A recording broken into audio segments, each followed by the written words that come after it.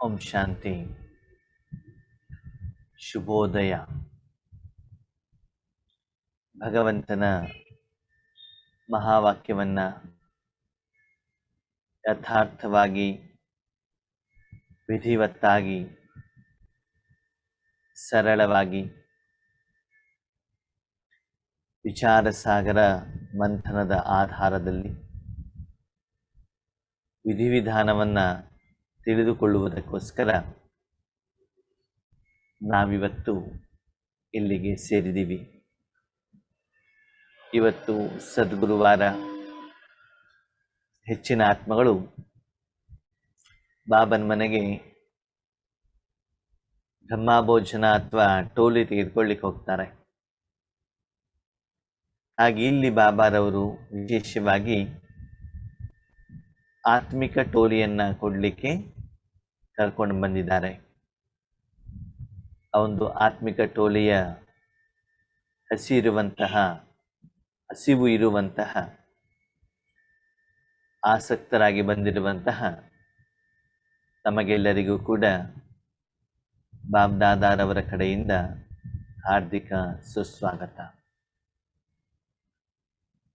ಮುರಳಿ ಅಂತಂದರೆ ನಮ್ಮ ಸ್ಥಿತಿಯನ್ನ, ಸೇವೆಯ ವಿಧಿವಿಧಾನವನ್ನ ಸಮಯದ ಅನುಸಾರ ಹೇಗೆ ಚೇಂಜ್ ಮಾಡಬೇಕು, ಉನ್ನತ ಮಟ್ಟಕ್ಕೆ ಹೇಗೆ ಕರ್ಕೊಂಡು ಹೋಗಬೇಕು ಹೇಳುವಂಥದ್ದನ್ನು ತಿಳಿಸುವ ಒಂದು ಸಾಧನ. ಆತ್ಮೀಯರೇ, ತಮಗೆಲ್ಲರಿಗೂ ಗೊತ್ತಿದೆ, ಪ್ರಪಂಚದಲ್ಲಿ ವಿಘ್ನಗಳು, ಪರಿಸ್ಥಿತಿಗಳು, ಸಮಸ್ಯೆಗಳು, ಮಾನಸಿಕ ಕ್ಲೇಶಗಳು ವೃದ್ಧಿ ಆಗ್ತಾ ಇದ್ದಾವೆ. ಅದಕ್ಕೆ ತಕ್ಕಾಗಿ ಅದನ್ನ ಹೋಗಲಾಡಿಸುವಂತಹ, ಸಮಸ್ಯೆಯನ್ನ ಪರಿಹಾರ ಮಾಡಲಿಕ್ಕೆ ಕಾರಣೀಕರ್ತನಾಗಿರುವಂತಹ ಭಗವಂತನ ಅವಶ್ಯಕತೆ ವಿಶ್ವದೆಲ್ಲೆಡೆ ಇದೆ. ಆಗ ಅವಶ್ಯಕತೆಯ ಅನುಸಾರದಲ್ಲಿ ಬಾಬಾರವರ ಸೇವೆಯ ವಿಧಿವಿಧಾನನೂ ಕೂಡ ಪರಿವರ್ತನೆ ಆಗತ್ತೆ. ಆದರೆ ನಾಟಕ ಈ ರೀತಿ ಇದೆ, ಭಗವಂತ ಒಬ್ಬರೇ ಯಾವುದೇ ಕಾರ್ಯವನ್ನು ಮಾಡಲಿಕ್ಕೆ ಸಾಧ್ಯವಿಲ್ಲ. ಯಾಕಂದ್ರೆ ಆತ್ಮನಲ್ಲಿ ಆ ಸಾಮರ್ಥ್ಯ ಇದ್ದರೂ ಕೂಡ ಆ ಕಾರ್ಯವನ್ನು ಮಾಡಲಿಕ್ಕೆ ಸಾಧನದ ಅವಶ್ಯಕತೆ ಇರ್ತದೆ. ಆ ಸಾಧನ ನಾವು ಮಕ್ಕಳಾಗಿದ್ದೀವಿ. ತುಂಬಾ ಖುಷಿಯ ವಿಚಾರ, ಆ ಸಾಧನವನ್ನ ಉಪಯೋಗ ಮಾಡಿಕೊಳ್ಳಿಕ್ಕೆ ಕೋಟ್ಯಾಂತರ ಆತ್ಮಗಳಲ್ಲಿ ಭಗವಂತ ನಮ್ಮನ್ನು ಆಯ್ಕೆ ಮಾಡಿದಾರಲ್ಲ ಹೇಳುವಂಥದ್ದು ಅತೀವವಾದಂತಹ ಸಂತೋಷದ ವಿಚಾರ. ಹಾಗಿದ್ರೆ ವರ್ತಮಾನ ಸಮಯದ ಅನುಸಾರದಲ್ಲಿ ಬಾಬಾ ಮಕ್ಕಳಿಂದ ಏನು ಇಷ್ಟಪಡ್ತಾರೆ? ಶಾರೀರಿಕವಾಗಿ ಸೇವೆ ಮಾಡಬೇಕು ಅಂದ್ರೆ ನಾವು ಬಿಳಿ ಡ್ರೆಸ್ ಹಾಕ್ಕೊಳ್ಬಹುದು, ಬ್ಯಾಡ್ಜ್ ಹಾಕ್ಕೊಳ್ಬಹುದು, ಆಹಾರದ ವಿಧಿವಿಧಾನವನ್ನ ಫಾಲೋ ಮಾಡಬಹುದು, ಸಂಬಂಧಪಟ್ಟಂತಹ ಸ್ಥಳಕ್ಕೂ ಕೂಡ ನಾವು ಧಾವಿಸಬಹುದು, ತಲುಪಬಹುದು. ಆದರೆ ಅದೆಲ್ಲದರ ಜೊತೆಗೆ ಸಮಯದ ಅನುಸಾರ ಮಾನಸಿಕವಾಗಿಯೂ ಕೂಡ ಮುಖ್ಯವಾಗಿ, ಪ್ರಧಾನವಾಗಿ ನಿರಾಕಾರ ರೂಪದ ಅವಶ್ಯಕತೆ ಇರುವಂತ ಕಾರಣದಿಂದ, ಅದರಲ್ಲೂ ಮುಖ್ಯವಾಗಿ ಮನಸ್ಸಿನ ಸಾಧನದ ಆಧಾರದಿಂದ ಸೇವೆ ಮಾಡುವಂತ ಕಾರಣದಿಂದ ನಮ್ಮ ಮನೋಸ್ಥಿತಿ ಹೇಗಿರಬೇಕು ಅಂತ ಬಾಬಾ ಹೇಳ್ತಾ ಇದ್ದಾರೆ. ಈ ಮುರಳಿಯ ದಿನಾಂಕ 13/12/1990. ಈ ಮುರಳಿಯಲ್ಲಿ ಬಾಬಾ ಏನ್ ಹೇಳ್ತಾರೆ? ತಪಸ್ಯಾ ಕಾ ಫೌಂಡೇಶನ್ ಬೇಹದ್ ಕಾ ವೈರಾಗ್ಯ. ವರ್ತಮಾನ ಸಮಯದ ಅನುಸಾರ ನೀವೇನ್ ಮಾಡಬೇಕು ಅಂದ್ರೆ ತಪಸ್ಸು ಮಾಡಬೇಕು ಅಂತ ಹೇಳ್ತಾರೆ ಬಾಬಾ. ಹೇಗೆ ಬ್ರಹ್ಮ, ವಿಷ್ಣು, ಶಂಕರ ತ್ರಿಮೂರ್ತಿ ಸ್ಥಾಪನೆ, ಪಾಲನೆ, ವಿನಾಶ, ಹಾಗೆ ಭಗವಂತನ ಮೂರನೇ ಕರ್ತವ್ಯ ಶಂಕರನ ಮೂಲಕ ವಿನಾಶ ಅಥವಾ ವಿನಾಶದ ಸಮಯದಲ್ಲಿ ಭಗವಂತನ ಡೈರೆಕ್ಟ್ ಶಕ್ತಿಯ ಅವಶ್ಯಕತೆ ಪ್ರಪಂಚಕ್ಕಿದೆ.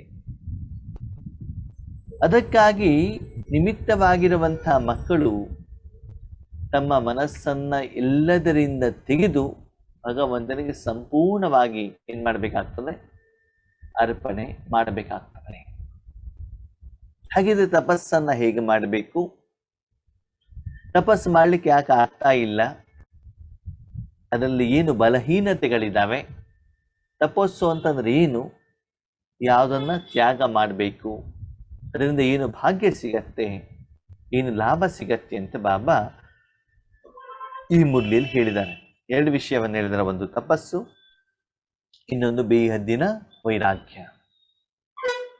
ಹಾಗಿದ್ದ ವರ್ತಮಾನ ಸಮಯದಲ್ಲಿ ಬಾಬನಿಗೆ ಎಂತಹ ಮಕ್ಕಳು ಬೇಕು? ಎಂತಹ ಮಕ್ಕಳನ್ನ ಈ ಕಾರ್ಯಕ್ಕೋಸ್ಕರ ಆಯ್ಕೆ ಮಾಡ್ತಿದ್ದಾರೆ ನೋಡಿ. ಆತ್ಮೀಯರೇ, ತಮಗೂ ಕೂಡ ಗೊತ್ತಿದೆ, ಪ್ರಪಂಚದಲ್ಲಿ ತುಂಬಾ ಜ್ಞಾನ ಇರುವಂತಹ, ಜಾಣ್ಮೆ ಇರುವಂತಹ, ವಿಶೇಷತೆ ಇರುವಂತಹ ಆತ್ಮಗಳಿರ್ತಾರೆ. ಅವಶ್ಯಕತೆಯ ಅನುಸಾರ ಆ ಆತ್ಮಗಳನ್ನು ಆಯ್ಕೆ ಮಾಡಬೇಕಾಗತ್ತೆ. ನಮ್ಮಲ್ಲಿ ಕಟ್ಟಿಗೆ ಕೆಲಸ ಇದೆಯಪ್ಪ, ಕಾರ್ಪೆಂಟರ್ ಬೇಕು, ಎಲೆಕ್ಟ್ರಿಕಲ್ ಕೆಲಸ ಬೇಕು, ಎಲೆಕ್ಟ್ರಿಷಿಯನ್ಸ್ ಬೇಕು, ಮನೇಲಿ ನೆಲ ಒರೆಸಬೇಕು ಅಂತಂದ್ರೆ ಆ ಮನೆ ಕೆಲಸ ಮಾಡುವಂಥವ್ರು ಬೇಕು. ಮನೇಲಿ ಕಾರ್ಯಕ್ರಮ ಇದೆ, ಅಡುಗೆ ಮಾಡೋರು ಬೇಕು, ಇನ್ವಿಟೇಷನ್ ಪ್ರಿಂಟಿಂಗ್ ಮಾಡಬೇಕು, ಪ್ರಿಂಟಿಂಗ್ ಪ್ರೆಸ್ನವ್ರು ಬೇಕು. ಹಾಗೆ ಸಮಯದ ಅನುಸಾರ ಇವು ಎಲ್ಲರೂ ಕೂಡ ಆತ್ಮೀಯರೇ ನಿಮ್ಮ ಊರಿನಲ್ಲೇ ಇರ್ತಾರೆ. ನಿಮ್ಮ ಅವಶ್ಯಕತೆಯ ಅನುಸಾರ ಆ ಆತ್ಮನ ಜೊತೆಗೆ, ಆ ವ್ಯಕ್ತಿಯ ಜೊತೆಗೆ ನೀವು ಸಂಬಂಧದಲ್ಲಿ ಬರ್ತೀರಾ ಮತ್ತು ಅವರಿಂದ ಆ ಜಾಣ್ಮೆಯ ಕರ್ಮವನ್ನು ತೆಗೆದುಕೊಳ್ತೀರಾ. ಹಾಗೆ ಇಲ್ಲಿ ಭಗವಂತನೂ ಕೂಡ ಸಮಯದ ಅನುಸಾರ, ನಾಟಕದ ಅನುಸಾರ, ಅವಶ್ಯಕತೆಯ ಅನುಸಾರ ತಾನೇ ರೆಡಿ ಮಾಡಿರುವಂತಹ, ತಾನೇ ವಿಶೇಷತೆಯನ್ನು ತುಂಬಿರುವಂತಹ ಆತ್ಮಗಳನ್ನು ಏನ್ ಮಾಡ್ತಾರೆ, ಆ ಸಮಯಕ್ಕೆ, ಆ ದಿನಕ್ಕೆ, ಆ ಸೆಕೆಂಡಿಗೆ ಆಯ್ಕೆ ಮಾಡ್ತಾರೆ. ಹಾಗಿದ್ರೆ ಈ ವಾರದಲ್ಲಿ, ಈ ಸಮಯದಲ್ಲಿ ಭಗವಂತನಿಗೆ ಯಾರ ಅವಶ್ಯಕತೆ ಇದೆ? ಇವತ್ತು ಬಾಬ್ದಾದಾರವರು ಸ್ನೇಹಿ ಮಕ್ಕಳ ಸ್ನೇಹದ ಪುಷ್ಪವನ್ನ ಅರ್ಪಣೆ ಮಾಡೋದನ್ನ ನೋಡ್ತಾ ಇದ್ದಾರಂತೆ. ಏನಿದ್ರ ಅರ್ಥ? ಪ್ರಪಂಚದಲ್ಲಿ ಏನು ಪರಿಸ್ಥಿತಿಗಳಿದ್ದಾವೆ, ತೊಂದರೆಗಳಿದ್ದಾವೆ, ಕಷ್ಟಗಳಿದ್ದಾವೆ, ಅದೆಲ್ಲ ಹೋಗಲಾಡಿಸ್ಲಿಕ್ಕೆ ಭಗವಂತನನ್ನ ಪರಮಧಾಮದಿಂದ ನಾವು ಕರೆದಿದ್ದೀವಂತೆ. ಹೀಗೆ ಲೌಕಿಕದಲ್ಲೂ ಕೂಡ ಒಂದು ಸುಂದರವಾದ ಕಾರ್ಯಕ್ರಮವನ್ನು ಆಯೋಜನೆ ಮಾಡಿದಿರ್ತದೆ. ಆ ಕಾರ್ಯಕ್ರಮವನ್ನು ನಡೆಸಲಿಕ್ಕೆ ವಿಶೇಷವಾದ ವ್ಯಕ್ತಿಯನ್ನ ಆಮಂತ್ರಣ ಮಾಡಲಾಗ್ತದೆ. ಆಮಂತ್ರಣ ಮಾಡಿದ ಮೇಲೆ ಅವರಿಗೆ ಆ ವಿಶೇಷತೆಯನ್ನು ತೋರಿಸಲಿಕ್ಕೆ, ಆ ಕರ್ಮವನ್ನ, ಪುರುಷಾರ್ಥವನ್ನ ಮಾಡುವಂತ ಮೊದಲು, ಸ್ವಾಗತ ಮಾಡುವಂತ ಮೊದಲು ಅವರಿಗೆ ಹೂವಿನಿಂದ ಸ್ವಾಗತವನ್ನು ಮಾಡಲಾಗ್ತದೆ. ಹಾಗೆ ಇಲ್ಲಿ ಮೊದಲ ವಾಕ್ಯದಲ್ಲಿ ಭಗವಂತ ಎರಡು ಮಾತನ್ನ ಹೇಳ್ತಾ ಇದ್ದಾರೆ. ಏನು? ಮಕ್ಕಳೇ, ಈ ಕಾರ್ಯವನ್ನ, ವಿಶ್ವ ಪರಿವರ್ತನೆ ಕಾರ್ಯವನ್ನ ನಾನು ಮತ್ತು ನೀವು ಇಬ್ಬರೂ ಮಾಡಬೇಕಾಗ್ತದೆ. ಇಲ್ಲಿ ಇಬ್ಬರೂ ಸರಿಸಮಾನರು. ನಾನು ಆತ್ಮ, ನಿಮ್ಮ ಸಾಧನ, ತನುಮನ ನಿಮ್ದು, ಶಕ್ತಿ ನಾನು. ಇಬ್ಬರೂ ಬೇಕು, ಒಬ್ಬರು ಇನ್ನೊಬ್ಬರಿಗೆ ಪೂರಕ. ಬರೀ ಆತ್ಮ ಏನೂ ಮಾಡ್ಲಿಕ್ಕಾಗಲ್ಲ, ಬರೀ ಸಾಧನ ಏನೂ ಮಾಡ್ಲಿಕ್ಕಾಗಲ್ಲ. ಈ ಸಂದರ್ಭದಲ್ಲಿ ನೀವು ಭಗವಂತನಿಗೆ ಏನ್ ಮಾಡ್ತಿದ್ದೀರಿ? ಸ್ಥೂಲ ರೂಪದಲ್ಲಿ, ಒಂದು ಸಂಕಲ್ಪದ ರೂಪದಲ್ಲಿ, ಕಲ್ಪನೆಯ ರೂಪದಲ್ಲಿ ಭಗವಂತ ಒಳ್ಳೆ ಕಾರ್ಯದಲ್ಲಿ ಬಂದಿದೀಯಾ ಅಂತ ಬಿಟ್ಟು ಹೂವಿನಿಂದ ಸ್ವಾಗತವನ್ನು ನೀವೇನ್ ಮಾಡ್ತಿದ್ದೀರಂತೆ ಬಾಬನಿಗೆ ಕೊಡ್ತಾ ಇದ್ದೀರಾ, ಕರಿತಾ ಇದ್ದೀರಾ. ಅದೇ ಹೇಗೆ? ಸ್ನೇಹಿತನ ರೂಪದಲ್ಲಿ, ಸರಿಸಮಾನದ ರೂಪದಲ್ಲಿ. ಅರ್ಥ ಮಾಡ್ಕೊಳ್ಳಿ, ಆಯೋಜನೆ ಮಾಡಿರುವಂಥ ನೀವು, ಕರೆಸಿರುವಂಥ ನೀವು, ನಿಮ್ಮ ಮನೆಗೆ ಆ ಸ್ಟೇಜಿನಲ್ಲಿ ಭಗವಂತನನ್ನ ಸರಿಸಮಾನ ರೂಪದಲ್ಲಿ ಆಹ್ವಾನ ಮಾಡ್ತಾ ಇದ್ದೀರಿ. ಹಾಗಂತ ಯಾರು ಕಾರ್ಯಕ್ರಮವನ್ನ ಉಪಯೋಗ ಮಾಡಲಿಕ್ಕೆ ಕೆಳಗಡೆ ಕುತ್ಕೊಂಡಿದಾರಲ್ಲ, ಪ್ರೇಕ್ಷಕರು, ಅವರು ಸರಿಸಮಾನರಲ್ಲ. ಇನ್ವೈಟ್ ಮಾಡಿರುವಂತ ನೀವು, ಆಹ್ವಾನ ಮಾಡಿರುವಂತ ನೀವು, ಸ್ವಾಗತ ಕೊಡ್ತಾ ಇರುವಂತ ನೀವು, ನಿಮ್ಮ ಮನೆಗೆ, ನಿಮ್ಮ ಮನದಲ್ಲಿ, ನಿಮ್ಮ ಭ್ರಕುಟಿಯಲ್ಲಿ ಸರ ಕೊಡುವಂತ ನೀವು ತಂದೆಗೆ ಸಮಾನರಾಗ್ಬಿಟ್ಟು ಬಂದಿದ್ದೀರಲ್ಲ, ಥ್ಯಾಂಕ್ ಯು, ಒಳ್ಳೆಯದು ಅಂತ ಬಿಟ್ಟು ಏನ್ ಮಾಡ್ತಿದ್ರಿ? ಹೂವಿನ ಮೂಲಕ, ಸಂಕಲ್ಪದ ಮೂಲಕ, ಪ್ರೀತಿಯ ಮೂಲಕ, ಸ್ನೇಹದ ಮೂಲಕ, ಮನಸ್ಸಿನ ಭಾವನೆಯ ಮೂಲಕ, ನನ್ನತನದ ಮೂಲಕ, ನನ್ನ ತಂದೆ ನನ್ನ ಮಾತಿಗೆ ಕೊಟ್ಟು ಬಂದಿದೆಯಲ್ಲ ಅಂತ ಬಿಟ್ಟು ಏನ್ ಮಾಡ್ತಾರಂತೆ, ಸ್ವಾಗತವನ್ನ ಕೊಡ್ತಾ ಇದ್ದೀರಿ. ಬಾಬಾ ಹೇಳ್ತಾರೆ, ಮಗು ನೀನು ನನಗೆ ಸ್ವಾಗತ ಕೋರಿದ ಮೇಲೆ ನಾನೇನಾದ್ರೂ ನಿನ್ಗೆ ಕೊಡ್ಬೇಕಲ್ವಾ? ನಿಮ್ಮಲ್ಲಿ ಯಾರಾದ್ರೂ ನೆಂಟರು ಬರ್ತಾರೆ ಅಂತಂದ್ರೆ ನೀವೇನಾದ್ರು ಊಟ ತಿಂಡಿ ಕೊಟ್ಟು ಅವರು ಏನಾದ್ರು ತಗೊಂಡು ಬರ್ತಾರಲ್ವಾ? ಅಂದ್ಮೇಲೆ ಸರ್ವಶಕ್ತಿವಂತ ತಂದೆ ನಾನು ಖಾಲಿ ಬರ್ಲಿಕ್ಕೆ ಆಗತ್ತಾ?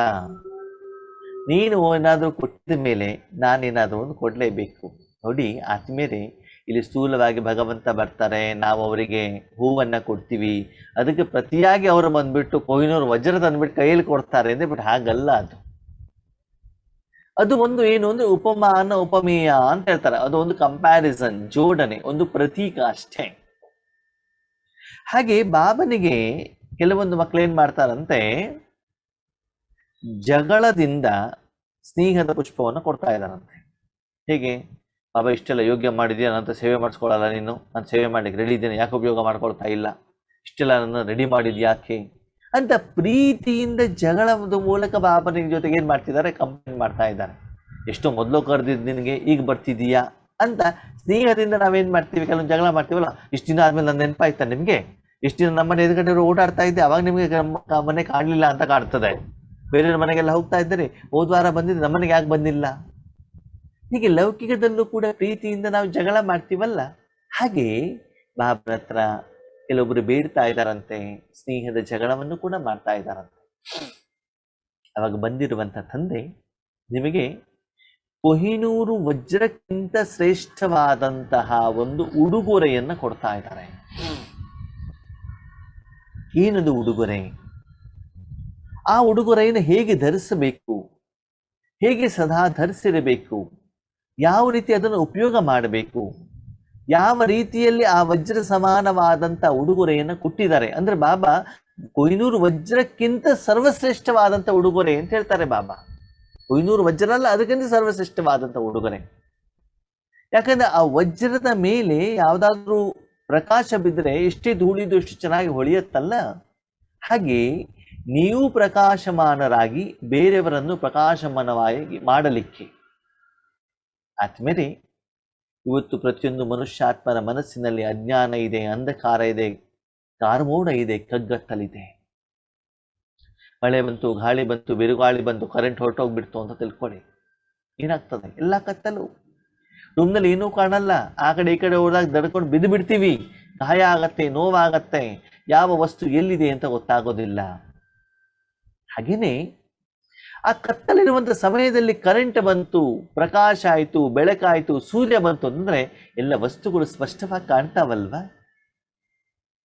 ಹಾಗೆ ಇವತ್ತು ನಮ್ಮ ವೈಯಕ್ತಿಕ ಜೀವನದಲ್ಲಿ ನೋಡಿ ಆತ್ಮೇರೆ, ಯಾರು ಒಳ್ಳೆಯವರು ಯಾರು ಕೆಟ್ಟವರು ಅಂತ ಗೊತ್ತಾಗ್ತಾ ಇಲ್ಲ. ನಮ್ಮ ಪತಿ, ನಮ್ಮ ಪತ್ನಿ, ನಮ್ಮ ಮಕ್ಕಳೇ ನಮಗೆ ದ್ವೇಷವನ್ನು ಸಾಧಿಸ್ತಾ ಇದ್ದಾರೆ. ಯಾರು ನಮ್ಮವರು ಅಂತ ಭಾವನೆ ಇಟ್ಕೊಂಡಿದ್ದೀವೋ ಅವರಿಂದ ನಾವು ಮೋಸ ಹೋಗ್ತಾ ಇದ್ದೀವಿ. ಯಾವ ವಸ್ತು ಆರೋಗ್ಯಕಾರಿ ಅಂತ ತಿಳ್ಕೊಂಡಿರ್ತೀವಿ ಅದರಿಂದ ಅನಾರೋಗ್ಯ ಆಗ್ಬಿಡ್ತದೆ. ಯಾವ ಜ್ಞಾನ ಸತ್ಯ, ಯಾವ ಜ್ಞಾನ ಸುಳ್ಳು, ಯಾರನ್ನ ನಂಬಬೇಕು, ಯಾರನ್ನ ಬಿಡಬೇಕು, ಎಲ್ಲಿ ನೋಡಿದ್ರು ಕೂಡ ಮೋಸ ಹೋಗ್ತಿದ್ದೀವಿ. ಏನು ಮಾಡಬೇಕು ಅಂತ ಗೊತ್ತಾಗ್ತಾ ಇಲ್ಲ. ಕಾರಣ, ಊರಿನಲ್ಲಿ ಇದ್ದೀರಿ, ವಾಸ ಮಾಡಿದಿರಿ, ಅದು ಸ್ಪಷ್ಟವಾಗಿ ಗುರುತಿಸುವಂತಹ ಪ್ರಕಾಶಮಯವಾದಂಥ ಬೆಳಕು ನಿಮ್ಮಲ್ಲಿ ಅಭಾವ ಇರುವಂತ ಕಾರಣದಿಂದ ಈಗಲೂ ಕೂಡ ಸೂಕ್ಷ್ಮ ಮತ್ತು ಸ್ಥೂಲನಲ್ಲಿ ನಾವೇನಾಗ್ತೀವಿ, ಮೋಸ ಹೋಗ್ತಾ ಇದ್ದೀವಿ. ಲೌಕಿಕದಲ್ಲಿ ನೋಡಿ, ಕೆಲವೊಂದು ಮಾವಿನ ಹಣ್ಣು ತುಂಬಾ ಚೆನ್ನಾಗಿರ್ತದೆ, ಒಳಗಡೆ ನೋಡ್ಲಿಕ್ಕೆ, ಒಳಗಡೆ ತಿನ್ಲಿಕ್ಕೆ ಹುಳಿ ಆಗಿರ್ತದೆ. ಕೆಲವೊಂದು ಮಾವಿನ ಹಣ್ಣುಗಳು ಹಸಿರಿರ್ತವೆ, ಒಳಗಡೆಯಿಂದ ರುಚಿಯಾಗಿರ್ತದೆ, ಗುರುತಿಸೋದು ತುಂಬಾ ಕಷ್ಟವಾಗ್ತದೆ. ಹಾಗೆ ಪ್ರತಿ ಹಂತದಲ್ಲೂ, ಪ್ರತಿಯೊಂದು ವಾತಾವರಣದಲ್ಲೂ ಕೂಡ ನಾವೇನಾಗ್ತಿದ್ದೀವಿ, ಮೋಸ ಹೋಗ್ತಾ ಇರುವಂತ ಕಾರಣದಿಂದ ಅದನ್ನ ಸರಿ ಮಾಡಲಿಕ್ಕೆ ನಮಗೆ ಪ್ರಕಾಶತೆಯ ಅವಶ್ಯಕತೆ ಇದೆ. ಈ ಪ್ರಕಾಶತೆ ಹೇಳುವಂಥದ್ದು ಕೇವಲ ನಿಮ್ಮ ಜೀವನದಲ್ಲಿ ಮಾತ್ರ ಅಲ್ಲ, ಬೇರೆಯವರ ಜೀವನದಲ್ಲೂ ಕೂಡ ಆ ಪ್ರಕಾಶತೆಯ ಅವಶ್ಯಕತೆ ಇದೆ. ಹಾಗಿದ್ರೆ ಏನದು? ಸುಂದರವಾದ ಮಾತನ್ನು ಹೇಳ್ತಾರೆ. ಈಗ ವರ್ತಮಾನ ಸಮಯದಲ್ಲಿ 4 ಕಡೆಯ ಜ್ಞಾನಿ, ಅಜ್ಞಾನಿ, ಭಕ್ತಾತ್ಮರು, ಪಂಚತತ್ವಗಳು ಪ್ರತಿಯೊಬ್ಬರೂ ಕೂಡ ಭಗವಂತನ ಮಿಲನವನ್ನ ಮಾಡುವಂತ ಶುಭ ಆಶೆಯನ್ನ ಇಟ್ಕೊಂಡಿದ್ದಾರಂತೆ. ಮಿಲನ ಮಾಡಬೇಕು, ಭಗವಂತನ ಪ್ರೀತಿ ಬೇಕು, ಭಗವಂತನ ಸಹಾಯ ಬೇಕು, ಭಗವಂತನಿಂದ ಶಕ್ತಿ ಬೇಕು. ಭಗವಂತ ಒಬ್ಬರೇ ನಮಗೆ ದುಃಖವನ್ನು ದೂರ ಮಾಡ್ಲಿಕ್ಕೆ ಸಾಧ್ಯ, ಯಾವ ಮನುಷ್ಯಾತ್ಮರಿಂದನೂ ಆಗೋದಿಲ್ಲ. ನೋಡಿ, 2ನೇ ಮಹಾಯುದ್ಧ ಆದಮೇಲೆ ವಿಶ್ವದಲ್ಲಿ ಯುದ್ಧ ಆಗಬಾರ್ದು ಅಂತ ವಿಶ್ವಸಂಸ್ಥೆ ಓಪನ್ ಮಾಡಿದರು. ಇವತ್ತು ವಿಶ್ವಸಂಸ್ಥೆಯಿಂದ ನಡೀತಾ ಇರುವಂಥ ಯುದ್ಧವನ್ನು ನಿಲ್ಲಿಸ್ಲಿಕ್ಕೆ ಆಗ್ತಾ ಇದೆಯಾ? ಯಾವುದು ಮನುಷ್ಯಾತ್ಮರಿಂದ ಆಗ್ತಾ ಇದೆಯಾ? ರಾಜಕೀಯ ನಾಯಕರಿಂದ ಆಗ್ತಾ ಇದೆಯಾ? ಯಾರಿಂದಲೂ ಆಗ್ತಾ ಇಲ್ಲ ಅಂತ ಅಂದಾಗ ಆ ಎಲ್ಲ ಆತ್ಮಗಳು, ಗ್ರಹ ಯುದ್ಧ ಇರಬಹುದು, ಮನಸ್ಸಿನ ಯುದ್ಧ ಇರ್ಬೋದು, ನೋವುಗಳಿರ್ಬೋದು, ಸಮಸ್ಯೆಗಳಿರ್ಬೋದು, ವಿಘ್ನಗಳಿರ್ಬೋದು, ಕಾಯಿಲೆಗಳಿರ್ಬೋದು, ಒಬ್ಬರಲ್ಲ ಒಬ್ರು ಏನು ಮಾಡ್ತಿದ್ದಾರೆ? ದೇವರೇ, ಭಗವಂತ, ಅಲ್ಲ, ಜೇಸಸ್, ರಾಮ, ಕೃಷ್ಣ ಎಲ್ಲಿದ್ದೀಯಾ? ಶಕ್ತಿಯನ್ನ ಕೊಡು, ಪ್ರೀತಿಯನ್ನ ಕೊಡು ಅಂತ ಬಿಟ್ಟು ಮಿಲನವನ್ನ ಮಾಡಲಿಕ್ಕೆ ಹಾತೊರಿತಾ ಇದ್ದಾರಂತೆ. ಅದರಲ್ಲೂ ಕೂಡ ಬಾಬನ ಮಕ್ಕಳು ಯಾರು ಸಾಕಾರದಲ್ಲಿ ಮಿಲನವನ್ನ ಮಾಡಿದಾರೋ, ಬಾಬಾ ಗುಲ್ಜಾರ್ ದಾದಿ ಮೂಲಕ ಬರ್ತಾ ಇದೆಯಲ್ಲ, ಈಗ ಬರ್ತಾನೆ ಇಲ್ಲ, ಏನ್ ಮಾಡೋದು ಬಾಬಾ ಅಂತ ಕೇಳ್ತಾರಂತೆ. ಬಾಬನಿಗೂ ಕೂಡ ಸಾಕಾರದಲ್ಲಿ ಮಿಲನ ಮಾಡೋದು ಇಷ್ಟನೇ, ಮಕ್ಕಳಿಗೂ ಇಷ್ಟನೇ. ಅದೇ ಸಾಕಾರದಲ್ಲಿ ಒಂದು ಸಮಯದಲ್ಲಿ ಎಷ್ಟು ಜನರಿಗೆ ನಾನು ಮಿಲನ ಮಾಡಬಹುದು ಅಂತ ಕೇಳ್ತಾರೆ ಬಾಬಾ. 1936ರಿಂದ 69ರವರೆಗೆ ಬ್ರಹ್ಮ ಬಾಬಾವರ ಮೂಲಕ ಸಾಕಾರ ಮಿಲನವನ್ನು ನಾನು ಮಾಡಿದ್ದಾಯಿತು. ಅದರ ಆನಂತರದಲ್ಲಿ ಸೇವೆಯನ್ನು ಹೆಚ್ಚಿಗೆ ಮಾಡಬೇಕಾದಂಥ ಅನಿವಾರ್ಯತೆ ಬಂದಾಗ ಬ್ರಹ್ಮ ಬಾಬಾರವರು ಅವ್ಯಕ್ತವಾಗಿ ಅವ್ಯಕ್ತ ರೂಪದಲ್ಲಿ ಪ್ರತಿಯೊಂದು ಮಗುವಿಗೂ ಮಿಲನ, ಸೇವೆ, ಸಹಯೋಗ, ಶಕ್ತಿಯನ್ನ ಕೊಡ್ತಾ ಬಂದಿದ್ದಾರೆ. ಅದರ ಅನುಭವ ನಿಮಗೂ ಕೂಡ ಇದೆ. ಒಬ್ಬ ಸುಂದರವಾದ ಮಾತನ್ನು ಹೇಳ್ತಾನೆ, ಈ ರೀತಿ ನಾನು ಅವ್ಯಕ್ತವಾಗಿರುವಂಥ ಕಾರಣದಿಂದ ಇಷ್ಟು ತೀವ್ರ ರೂಪದಲ್ಲಿ, ಬೇಗದಿನ ರೂಪದಲ್ಲಿ ಸೇವೆ ಮಾಡಲಿಕ್ಕೆ ಸಾಧ್ಯವಾಯಿತು ಆತ್ಮೀಯರೇ. ಹಾಗಾದ್ರೆ ಅವ್ಯಕ್ತ ಅಂತಂದ್ರೆ ಏನು? ಸೂಕ್ಷ್ಮ ರೂಪದಲ್ಲಿ ಆತ್ಮ ತನ್ನ ಶಕ್ತಿಯನ್ನ, ಪರಮಾತ್ಮನ ಶಕ್ತಿಯನ್ನ ಏನ್ ಮಾಡುವಂಥದ್ದು? ಪ್ರಪಂಚದಲ್ಲಿ ಯಾರಿಗೆ ಅವಶ್ಯಕತೆ ಇದೆಯೋ ಅದನ್ನು ಕೊಡುವಂಥದ್ದು. ವ್ಯಕ್ತ ರೂಪದಲ್ಲಿ ಅಂತಂದ್ರೆ ಏನು? ವ್ಯಕ್ತಿ ರೂಪದಲ್ಲಿ ಅಂದರೆ ಪಾಂಪ್ಲೆಟ್ಸ್ ಅನ್ನು ಕೊಡುವಂಥದ್ದು, ಚಿತ್ರ ಪ್ರದರ್ಶನೆಯನ್ನು ಮಾಡುವಂಥದ್ದು, ಭಾಷಣವನ್ನು ಮಾಡುವಂಥದ್ದು, ಜ್ಞಾನವನ್ನು ತಿಳಿಸುವಂಥದ್ದು, ಬ್ರಹ್ಮ ಭೋಜನದ ಮೂಲಕ, ಆಹಾರದ ಮೂಲಕ, ಶರೀರ ಹೇಳುವಂಥ ಸಾಧನದ ಮೂಲಕ ಭಗವಂತನ ಪರಿಚಯ ಮತ್ತು ಶಕ್ತಿಯನ್ನು ಕೊಡುವಂಥದ್ದು ವ್ಯಕ್ತ. ಸೂಕ್ಷ್ಮ ಕರ್ಮೇಂದ್ರಿಯಗಳ ಮೂಲಕ ಪರಮಾತ್ಮನ ಶಕ್ತಿಯನ್ನು ಬೇರೆಯವರಿಗೆ ಕೊಡಿಸಿ ಪರಮಾತ್ಮನ ಶಕ್ತಿಯನ್ನು ಅನುಭವ ಮಾಡಿಸೋದೇ ಮಿಲನ. ಮಿಲನ ಅಂತಂದ್ರೆ ಏನು? ಕೇವಲ ಆತ್ಮ ಮತ್ತು ಪರಮಾತ್ಮನ ಮಿಲನ ಅಲ್ಲ, ಪರಮಾತ್ಮನ ಶಕ್ತಿಯನ್ನ ನೀವು ಅನುಭವ ಮಾಡ್ತಾ ಬೇರೆಯವರಿಗೆ ಮಾಡಿಸುವಂಥದ್ದು. ಸಮಯ, ಸಾಧನ, ಸ್ಥಳದ ಆಧಾರದಲ್ಲಿ ಸಾಕಾರ ಮಿಲನವನ್ನು ಎಲ್ಲರ ಜೊತೆಗೂ ಮಾಡಲಿಕ್ಕೆ ಆಗೋದಿಲ್ಲ. ಅದಕ್ಕಾಗಿ 1969ರಿಂದ ಇಲ್ಲಿಯವರೆಗೂ ಬಾಬಾರವರು ಏನ್ ಮಾಡಿದ್ರು? ಅವ್ಯಕ್ತ ರೂಪದಲ್ಲಿ ಇದ್ದೂ ಸಹ ಯಾವ್ಯಾವ ಮಗು ಶುಭ ಭಾವನೆಯನ್ನು ಇಟ್ಟುಕೊಂಡಿದೆ, ಕರೆಕ್ಟಾಗಿ ಕೇಳಿ, ಶುಭ ಆಶೆ ಇಟ್ಕೊಂಡಿದ್ದಾರೋ ಅವರಿಗೆ ಸಹಾಯ, ಸಹಯೋಗವನ್ನು ಕೊಡ್ತಾ ಬಂದಿದ್ದಾರೆ, ಮಿಲನವನ್ನ ಮಾಡ್ತಾ ಬಂದಿದ್ದಾರೆ. ಆತ್ಮೀಯರೇ, ಅದೆಲ್ಲದರ ಅನುಭವನ ನಾವು ನೋಡಿದ್ದೀವಿ. ಎಷ್ಟೋ ಜನ ಹೇಳ್ತಾರೆ, ಅಣ್ಣವರೇ ರಾತ್ರಿ ಮಲ್ಕೊಂಡಾಗ ಬಾಬಾ ಬಂದು ಅಲ್ಲಾಡ್ಸಂಗಾಯ್ತು, ಅವ್ರು ನನ್ನನ್ನು ಏಳಿಸಿದ್ರು, ಬಾಬಾ ಬಂದು ಕಿವಿಲಿ ಮಾತಾಡಿದ್ರು, ಬಾಬಾ ಸಹಯೋಗ ಕೊಟ್ಟರು, ಬಾಬಾ ಶಕ್ತಿ ಕೊಟ್ಟಿದ್ದಾರೆ, ಬಾಬಾನೇ ಬಂದ್ಬಿಟ್ಟು ಆಪರೇಷನ್ ಮಾಡಿದ್ದಾರೆ. ಹಾಗಿದ್ರೆ ಒಂದು ಬಾಬಾ, ಒಂದು ಬ್ರಹ್ಮ ಬಾಬಾ, ಒಂದು ಶಿವ ಬಾಬಾ ಎಲ್ಲ ಆತ್ಮಗಳಿಗೆ ಒಂದೇ ಸಲ ಮಾಡ್ಲಿಕ್ಕೆ ಸಾಧ್ಯನಾ? ಇಲ್ಲ ಅಲ್ವಾ? ಮನಸ್ಸಿನಿಂದ ಮಾಡ್ಲಿಕ್ಕೆ ಸಾಧ್ಯ ಇರುತ್ತೆ. ಅದು ಹೇಗೆ ಅಣ್ಣವ್ರೆ? ಸಿಂಪಲ್. ನಿಮಗೆ ಒಂದು ಮಗ ಆಯಿತು ಅಂತ ತಿಳ್ಕೊಳ್ಳಿ, ಅವನಿಗೆ ಹಣದ ಅವಶ್ಯಕತೆ ಇತ್ತು, ಅರ್ಜೆಂಟಾಗಿ ಹಣ ಬೇಕು. 25 ವರ್ಷದ ಹಿಂದೆ ಹಣ ಬೇಕು ಅಂತ ಪತ್ರ ಬರೀತಾನ. ಏನು ಮಾಡ್ತೀರಿ ನೀವು? ಹಣವನ್ನು ಜೋಬಲ್ಲಿ ಹಾಕೊಂಡು ಹೋಗಿ ಅವನಿಗೆ ಕೊಟ್ಬಿಟ್ಟು ಬರ್ತೀರಾ. ಫೀಸ್ ಕಟ್ಟಲಿಕ್ಕೆ ಇರ್ಬೋದು, ಯಾವುದು ಅವಶ್ಯಕತೆ ಇರ್ಬೋದು, ಆರೋಗ್ಯ ಸರಿ ಇಲ್ಲದೆ ಇರ್ಬೋದು. ಈಗ ನಿಮಗೆ 10 ಜನ ಮಕ್ಕಳಿದ್ದಾರೆ, 10 ಜನ ಮಕ್ಕಳಿಗೆ ಹಣ ಬೇಕು. ಏನು ಮಾಡ್ತೀರಿ? ನೋಡಿ, ವಿಜ್ಞಾನದ ಸಾಧನ ಎಷ್ಟು ನಾವು ವ್ಯಕ್ತದಲ್ಲಿ ಹೋಗಿದ್ದೀವಿ. ಅವರು ನಿಮ್ಮ ಹತ್ರ ವ್ಯಕ್ತಿ ರೂಪದಲ್ಲಿ ಕನೆಕ್ಷನ್ ಅಲ್ಲೇ ಬರೋದಿಲ್ಲ, ನಿಮ್ಮ ಎದುರುಗಡೆನೂ ಬರೋದಿಲ್ಲ, ನಿಮ್ಗೆ ಫೋನು ಮಾಡಲ್ಲ, ಒಂದು ವಾಟ್ಸಪ್ ಮೆಸೇಜ್ ಅನ್ನು ಹಾಕ್ತಾರೆ. ಅವ್ಯಕ್ತ ರೂಪದಲ್ಲಿ ಮೆಸೇಜ್ ಅನ್ನು ಹಾಕಿದಾಗ ಅದು ನಿಮ್ಗೆ ತಲುಪತ್ತೆ ಸಾಧನದ ಮೂಲಕ.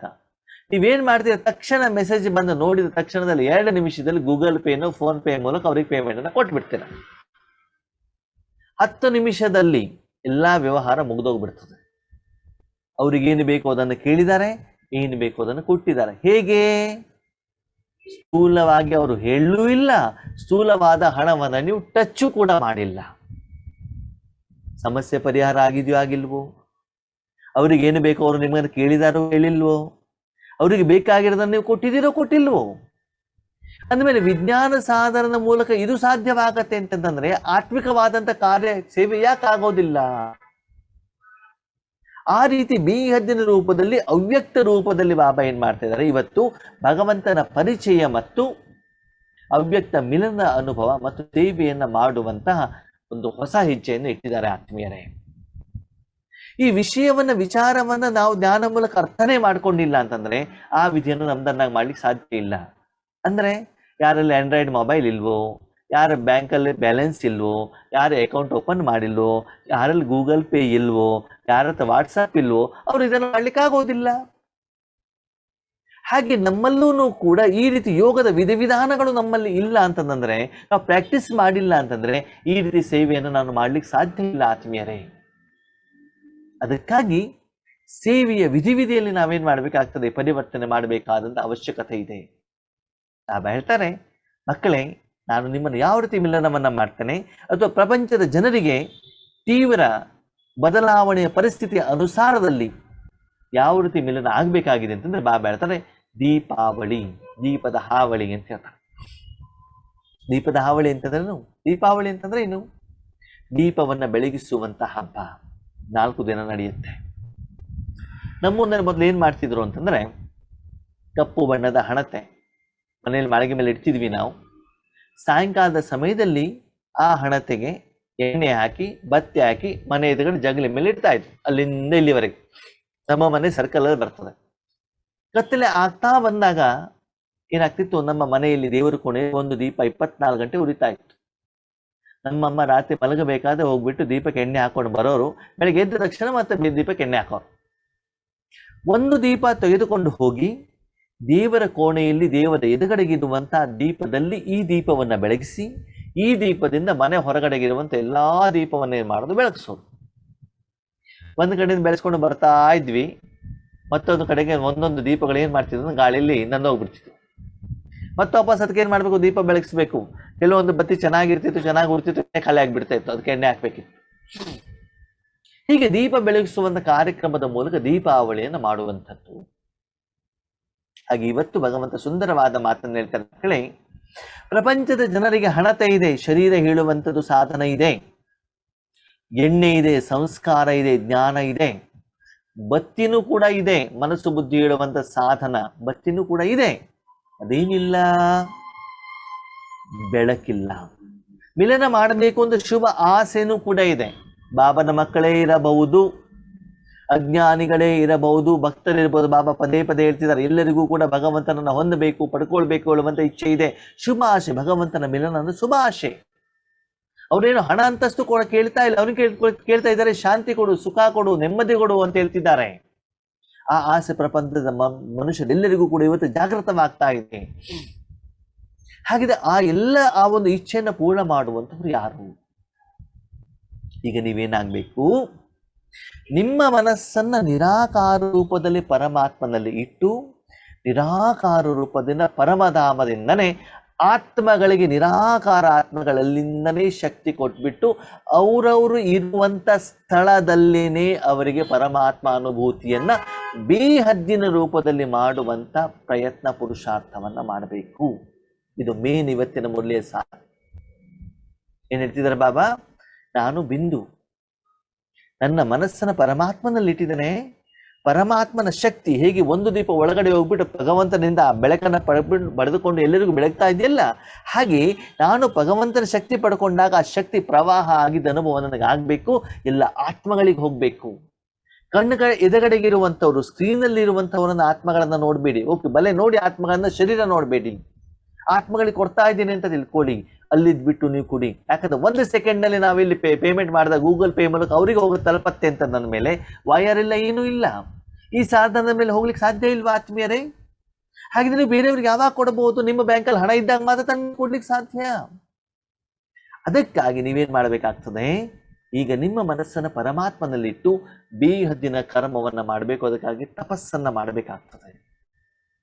ಈ ಒಂದು ವಿಶೇಷತೆ, ಈ ಒಂದು ಗುಣವನ್ನ, ಈ ಒಂದು ವಿಧಿಯನ್ನ, ಈ ಒಂದು ಉಡುಗೊರೆಯನ್ನ ನಿಮಗೆ ಈ ಮುರಳಿಯ ಮೂಲಕ ಇವತ್ತು ನಾನು ನಿಮಗೆ ಕೊಡ್ತಾ ಇದ್ದೇನೆ. ಈ ಉಡುಗೊರೆ ಇಷ್ಟು ಸರ್ವಶ್ರೇಷ್ಠ ಅಂತಂದ್ರೆ, ಪ್ರಪಂಚದಲ್ಲಿ ಎಲ್ಲಕ್ಕಿಂತ ಶ್ರೇಷ್ಠ ವಜ್ರ ಕೊಹಿನೂರು ಅಂತ ಹೇಳ್ತಾರೆ. ಅದಕ್ಕಿಂತ ಶ್ರೇಷ್ಠವಾದಂತಹ ವಜ್ರ ಸಮಾನ ಉಡುಗೊರೆ ಇದು. ಇದನ್ನು ನೀವು ಉಪಯೋಗ ಮಾಡಿಕೊಂಡ್ರೆ ಪ್ರಪಂಚದ ಜನರಿಗೆ ಈ ವಜ್ರ ಕೊಟ್ಟಿರುವುದಕ್ಕಿಂತ ಹೆಚ್ಚಿಗೆ ಖುಷಿ ಆಗತ್ತೆ ಆತ್ಮೀಯರೇ.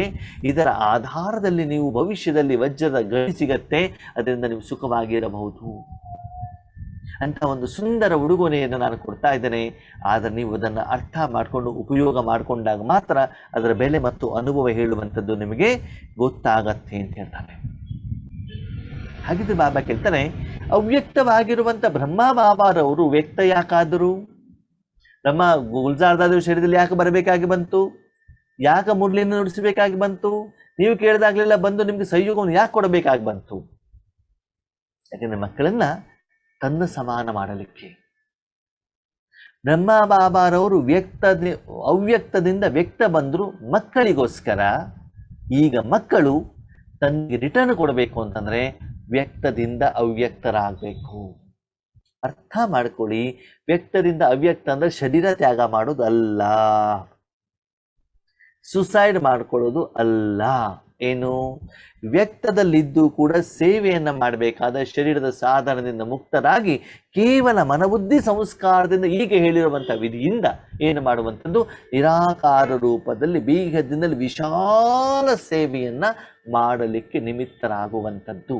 ಅದಕ್ಕಾಗಿ ಇಷ್ಟು ವರ್ಷ ತಂದೆ ನಿಮಗೆ ಏನು ಹುಟ್ಟಿದ್ದಾರೆ ಅದರ ರಿಟರ್ನ್ ಅನ್ನ ಕೊಡಬೇಕು ಅಂತಂದ್ರೆ ನೀವು ಈ ರೀತಿ ಸೇವೆ ಮಾಡಲೇಬೇಕು. ಅದಕ್ಕಾಗಿ ಈ ಒಂದು ಕಾರ್ಯಕ್ರಮವನ್ನ ನೀವು ನಿಮ್ಮ ಜೀವನದಲ್ಲಿ ತರಬೇಕು ಅಂತ ಹೇಳ್ತಾರೆ.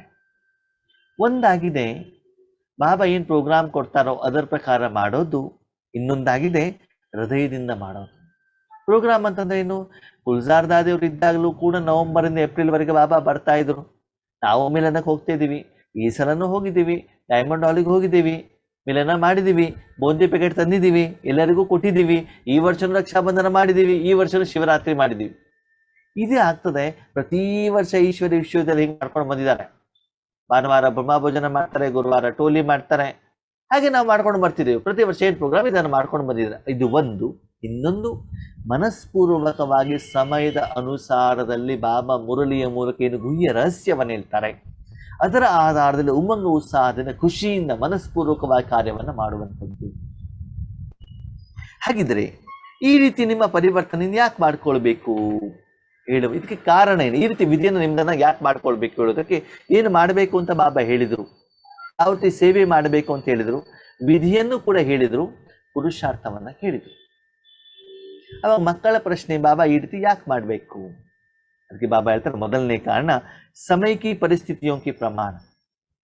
ಮಕ್ಕಳೇ, ಸಮಯ ಮತ್ತು ಪರಿಸ್ಥಿತಿ ನೋಡಿ. ಕೊರೋನಾ ಬಂತು, ಮನೆಯಿಂದ ಹೊರಗಡೆ ಹೋಗ್ಲಿಕ್ಕೆ ಆಯ್ತಾ ನಿಮಗೆ? ಇಲ್ಲ. ರಷ್ಯಾದಲ್ಲಿ ಉಕ್ರೇನಲ್ಲಿ ಯುದ್ಧ ನಡೀತಾ ಇದೆ, ಅಲ್ಲೋಗ್ಬಿಟ್ಟು ಸೇವೆ ಮಾಡ್ಲಿಕ್ಕೆ ಆಗತ್ತಾ? ಇಲ್ಲ. ಬೇರೆ ಇಲ್ಲೆಲ್ಲೋ ದೂರದಲ್ಲಿ ಇರುವಂತ ನಿಮ್ಮ ಸಂಬಂಧಿಗಳೇ, ನಿಮ್ಮ ರಕ್ತ ಸಂಬಂಧಿಗಳೇ, ನಿಮ್ಮ ಈಶ್ವರೀಯ ಪರಿವಾರದವರೇ, ಅಲೌಕಿಕ ಪರಿವಾರದವರೇ ದುಃಖದಲ್ಲಿದ್ದಾರೆ, ಅವ್ರಿಗೆ ಹೋಗ್ಬಿಟ್ಟು ಸಹಾಯ ಮಾಡ್ಲಿಕ್ಕೆ ಆಗತ್ತಾ? ಇಲ್ಲ. ಪರಿಸ್ಥಿತಿಗಳು ನೀವು ಹೋಗುವಂತ ಸ್ಥಳಗಳಿಗೆ ಹೋಗ್ಬಿಟ್ಟು ಸೇವೆ ಮಾಡ್ಲಿಕ್ಕೆ ಆಗ್ತಾ ಇಲ್ಲ. ಸಮಯ ಆ ರೀತಿ ಇದೆ. ಅದಕ್ಕೆ ತಕ್ಕಾಗಿ ನೀವು ಏನು ಮಾಡಬೇಕು? ಒಂದೇ ಕಡೆ ಕುಳಿತುಕೊಂಡು ಭಗವಂತನ ಸಂದೇಶ ಕೊಡುವಂತಹ, ಪರಿಚಯ ಕೊಡುವಂತಹ, ಶಕ್ತಿಯನ್ನ ಟ್ರಾನ್ಸ್ಫರ್ ಮಾಡುವಂತಹ, ಅನುಭವ ಮಾಡಿಸುವಂತಹ ತೀರಾ ಅವಶ್ಯಕತೆ ಇದೆ. ಅದಕ್ಕಾಗಿ ಈ ವಿಧಿ. ಎರಡನೇದು, ಸ್ವಕ್ಕೆ ಉನ್ನತಿಗೆ ಪ್ರಮಾಣ. ಇಷ್ಟು ವರ್ಷ ನಾವು ಪುರುಷಾರ್ಥ ಮಾಡಿದ್ವಲ್ಲ, ಎಷ್ಟು ಉನ್ನತಿ ಆಯಿತು, ಎಷ್ಟು ಸ್ಪೀಡಲ್ಲಿ ಆಯಿತು? ತುಂಬಾ ಸ್ಪೀಡಲ್ಲಿ ಪರಿವರ್ತನೆ ಮಾಡಬೇಕು ಅಂತಂದ್ರೆ ಪುರುಷಾರ್ಥನೂ ತೀವ್ರವಾಗಿ ಮಾಡಬೇಕಾಗ್ತದೆ. ಚಿಕ್ಕವರಿದ್ದಾಗ ಖರ್ಚು ಕಡಿಮೆ ಇರ್ತದೆ, ಸ್ವಲ್ಪ ಸಂಪಾದನೆ ಮಾಡಿದ್ರೆ ಸಾಕು. ದೊಡ್ಡವರು ಆಗ್ತಾ ಆಗ್ತಾ ಹೋದ ಖರ್ಚುಗಳು ಜಾಸ್ತಿ ಬರ್ತವೆ, ದೊಡ್ಡ ದೊಡ್ಡ ವಾಲ್ಯೂಮಲ್ಲಿ ಬರ್ತದೆ. ಅವಾಗ ಏನಾಗಬೇಕಾಗ್ತದೆ? ಸಂಪಾದನೆ ಕೂಡ ಅಷ್ಟು ದೊಡ್ಡ ಪ್ರಮಾಣದಲ್ಲಿ ಮಾಡಬೇಕಾದ್ರೆ ಜಾಬ್ ಚೇಂಜ್ ಮಾಡಬೇಕಾಗ್ತದೆ, ಬೇರೆ ಕಂಪ್ನಿಗೆ ಶಿಫ್ಟ್ ಆಗಬೇಕಾಗ್ತದೆ. ಹಾಗೆ ಬಾಬಾ ಹೇಳ್ತಾರೆ, ಸೇವೆ ವಿಧಿವಿಧಾನ ಚೇಂಜ್ ಮಾಡಬೇಕಾಗ್ತದೆ. ಯಾಕಂದ್ರೆ 84 ಜನ್ಮದ ಲೆಕ್ಕಾಚಾರಗಳು ಒಂದೇ ಸಲ ಬರೋರು ಇದ್ದಾವೆ. ತುಂಬಾ ಜನ ನಿಮ್ಗೆ ಕೇಳ್ಕೊಂಡು ಬರ್ತಾರೆ, ನೀವು ದಾನ ಮಾಡ್ತಿದ್ದೀರಿ ಅಂತ ಗೊತ್ತಾಗತ್ತೆ. 84 ಜನ್ಮದ ನಿಮ್ಮ ಭವಿಷ್ಯವನ್ನು ಮಾಡ್ಕೊಳ್ಬೇಕು ಅಂತಂದ್ರೆ, ತೀವ್ರ ರೂಪದಲ್ಲಿ ಸ್ವ ಉನ್ನತಿ ಆಗಬೇಕು ಅಂತಂದ್ರೆ ಈ ವಿಧಾನವನ್ನ ಮಾಡ್ಕೊಳ್ಬೇಕು. ಎರಡನೇ ಕಾರಣ. ಮೂರನೇ ಕಾರಣ, ತೀವ್ರ ಗತಿ ಸೇ ಸೇವಾಕ್ಕೆ ಪ್ರಮಾಣ. ನೋಡಿ ಮಕ್ಕಳೇ, ನಿಮಗೆ ಗೊತ್ತಿದೆ ಸಂಗಮ ಯುಗ ಅಂತ 100 ವರ್ಷ ಇರ್ತದೆ ಅಂತ. ಇವತ್ತು 86ರಿಂದ 87 ವರ್ಷ ಮುಗಿದು ಬಿಡ್ತು. ಇನ್ನು ಉಳಿದಿರೋದು ಎಷ್ಟು ವರ್ಷ? 12ರಿಂದ 13 ವರ್ಷ. ಏನ್ ಮಾಡ್ಬೇಕು ಇವಾಗ? ಮನೆ ಕಟ್ತಾ ಇದ್ರಿ, ಮಳೆ ಬರ್ಲಿಕ್ಕೆ 1 ತಿಂಗಳು ಮಾತ್ರ ಇದೆ, ಏನ್ ಮಾಡ್ಬೇಕು? ಬೇಗ ಬೇಗ ಬೇಗ ಬೇಗ ಮನೆ ಕಟ್ಟಬೇಕಲ್ಲ.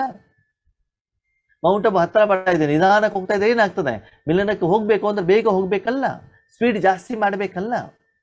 ಅದಕ್ಕಾಗಿ ನೋಡಿ, 86, 87 ವರ್ಷದಲ್ಲೂ ಸರಿಯಾಗಿ ಲೆಕ್ಕ ಮಾಡಿದ್ರೆ 1.5% ಮಾತ್ರ ಆತ್ಮಗಳಿಗೆ ಪರಿಚಯ ಸಿಕ್ಕಿದೆ. ಇನ್ನು ಉಳಿದಿರುವಂತ ಆತ್ಮಗಳಿಗೆಲ್ಲ ಪರಿಚಯ ಸಿಗಬೇಕು, ಶಿವನ ಸಂದೇಶ ಸಿಗಬೇಕು, ಶಕ್ತಿ ಅನುಭವ ಆಗಬೇಕು, ಪಂಚತತ್ವಗಳ ಪರಿವರ್ತನೆ ಆಗಬೇಕು, ಸತ್ಯುಗ ಬರಬೇಕು ಅಂತಂದ್ರೆ ಈ ಸ್ಪೀಡ್ನಲ್ಲಿ ಸೇವೆ ಪುರುಷಾರ್ಥವನ್ನ ಮಾಡಿದ್ರೆ ಆಗೋದಿಲ್ಲ. ಯಾವುದೋ ಒಂದು ವ್ಯಕ್ತಿಯನ್ನ ತಕ್ಷಣ ಹೋಗ್ಬಿಟ್ಟು ತಲುಪಬೇಕು ಅಂತಂದ್ರೆ ಸೈಕಲ್ ಅಲ್ಲಿ, 2 ವೀಲರ್ ಹೋದ್ರೆ ಆಗೋದಿಲ್ಲ. ಅವಾಗ ಫ್ಲೈಟ್ ಅನ್ನ ಆಯ್ಕೆ ಮಾಡಬೇಕಾಗ್ತದೆ, ತಕ್ಷಣ ತಲುಪಬೇಕಲ್ಲ ನಾವು. ಹಾಗೆ ಇಲ್ಲೂ ಕೂಡ ಬಾಬಾ ಏನ್ ಹೇಳ್ತಾರೆ, ಸೇವೆಯನ್ನ ತೀವ್ರ ಗತಿಯಲ್ಲಿ ಮಾಡಬೇಕು ಅಂತಂದ್ರೆ ಮಕ್ಕಳೇ ಈ ವಿಧಾನವನ್ನ ನೀವು ಆಯ್ಕೆ ಮಾಡಿಕೊಳ್ಳೇಬೇಕಾಗ್ತದೆ. ಸಮಯ ಕಡಿಮೆ ಇದೆ, ಬೇಗ ತಲುಪಬೇಕು ಅಂತ ನಾವು ಹಣ ನೋಡೋದಿಲ್ಲ, ಏನ್ ಮಾಡ್ತೀವಿ?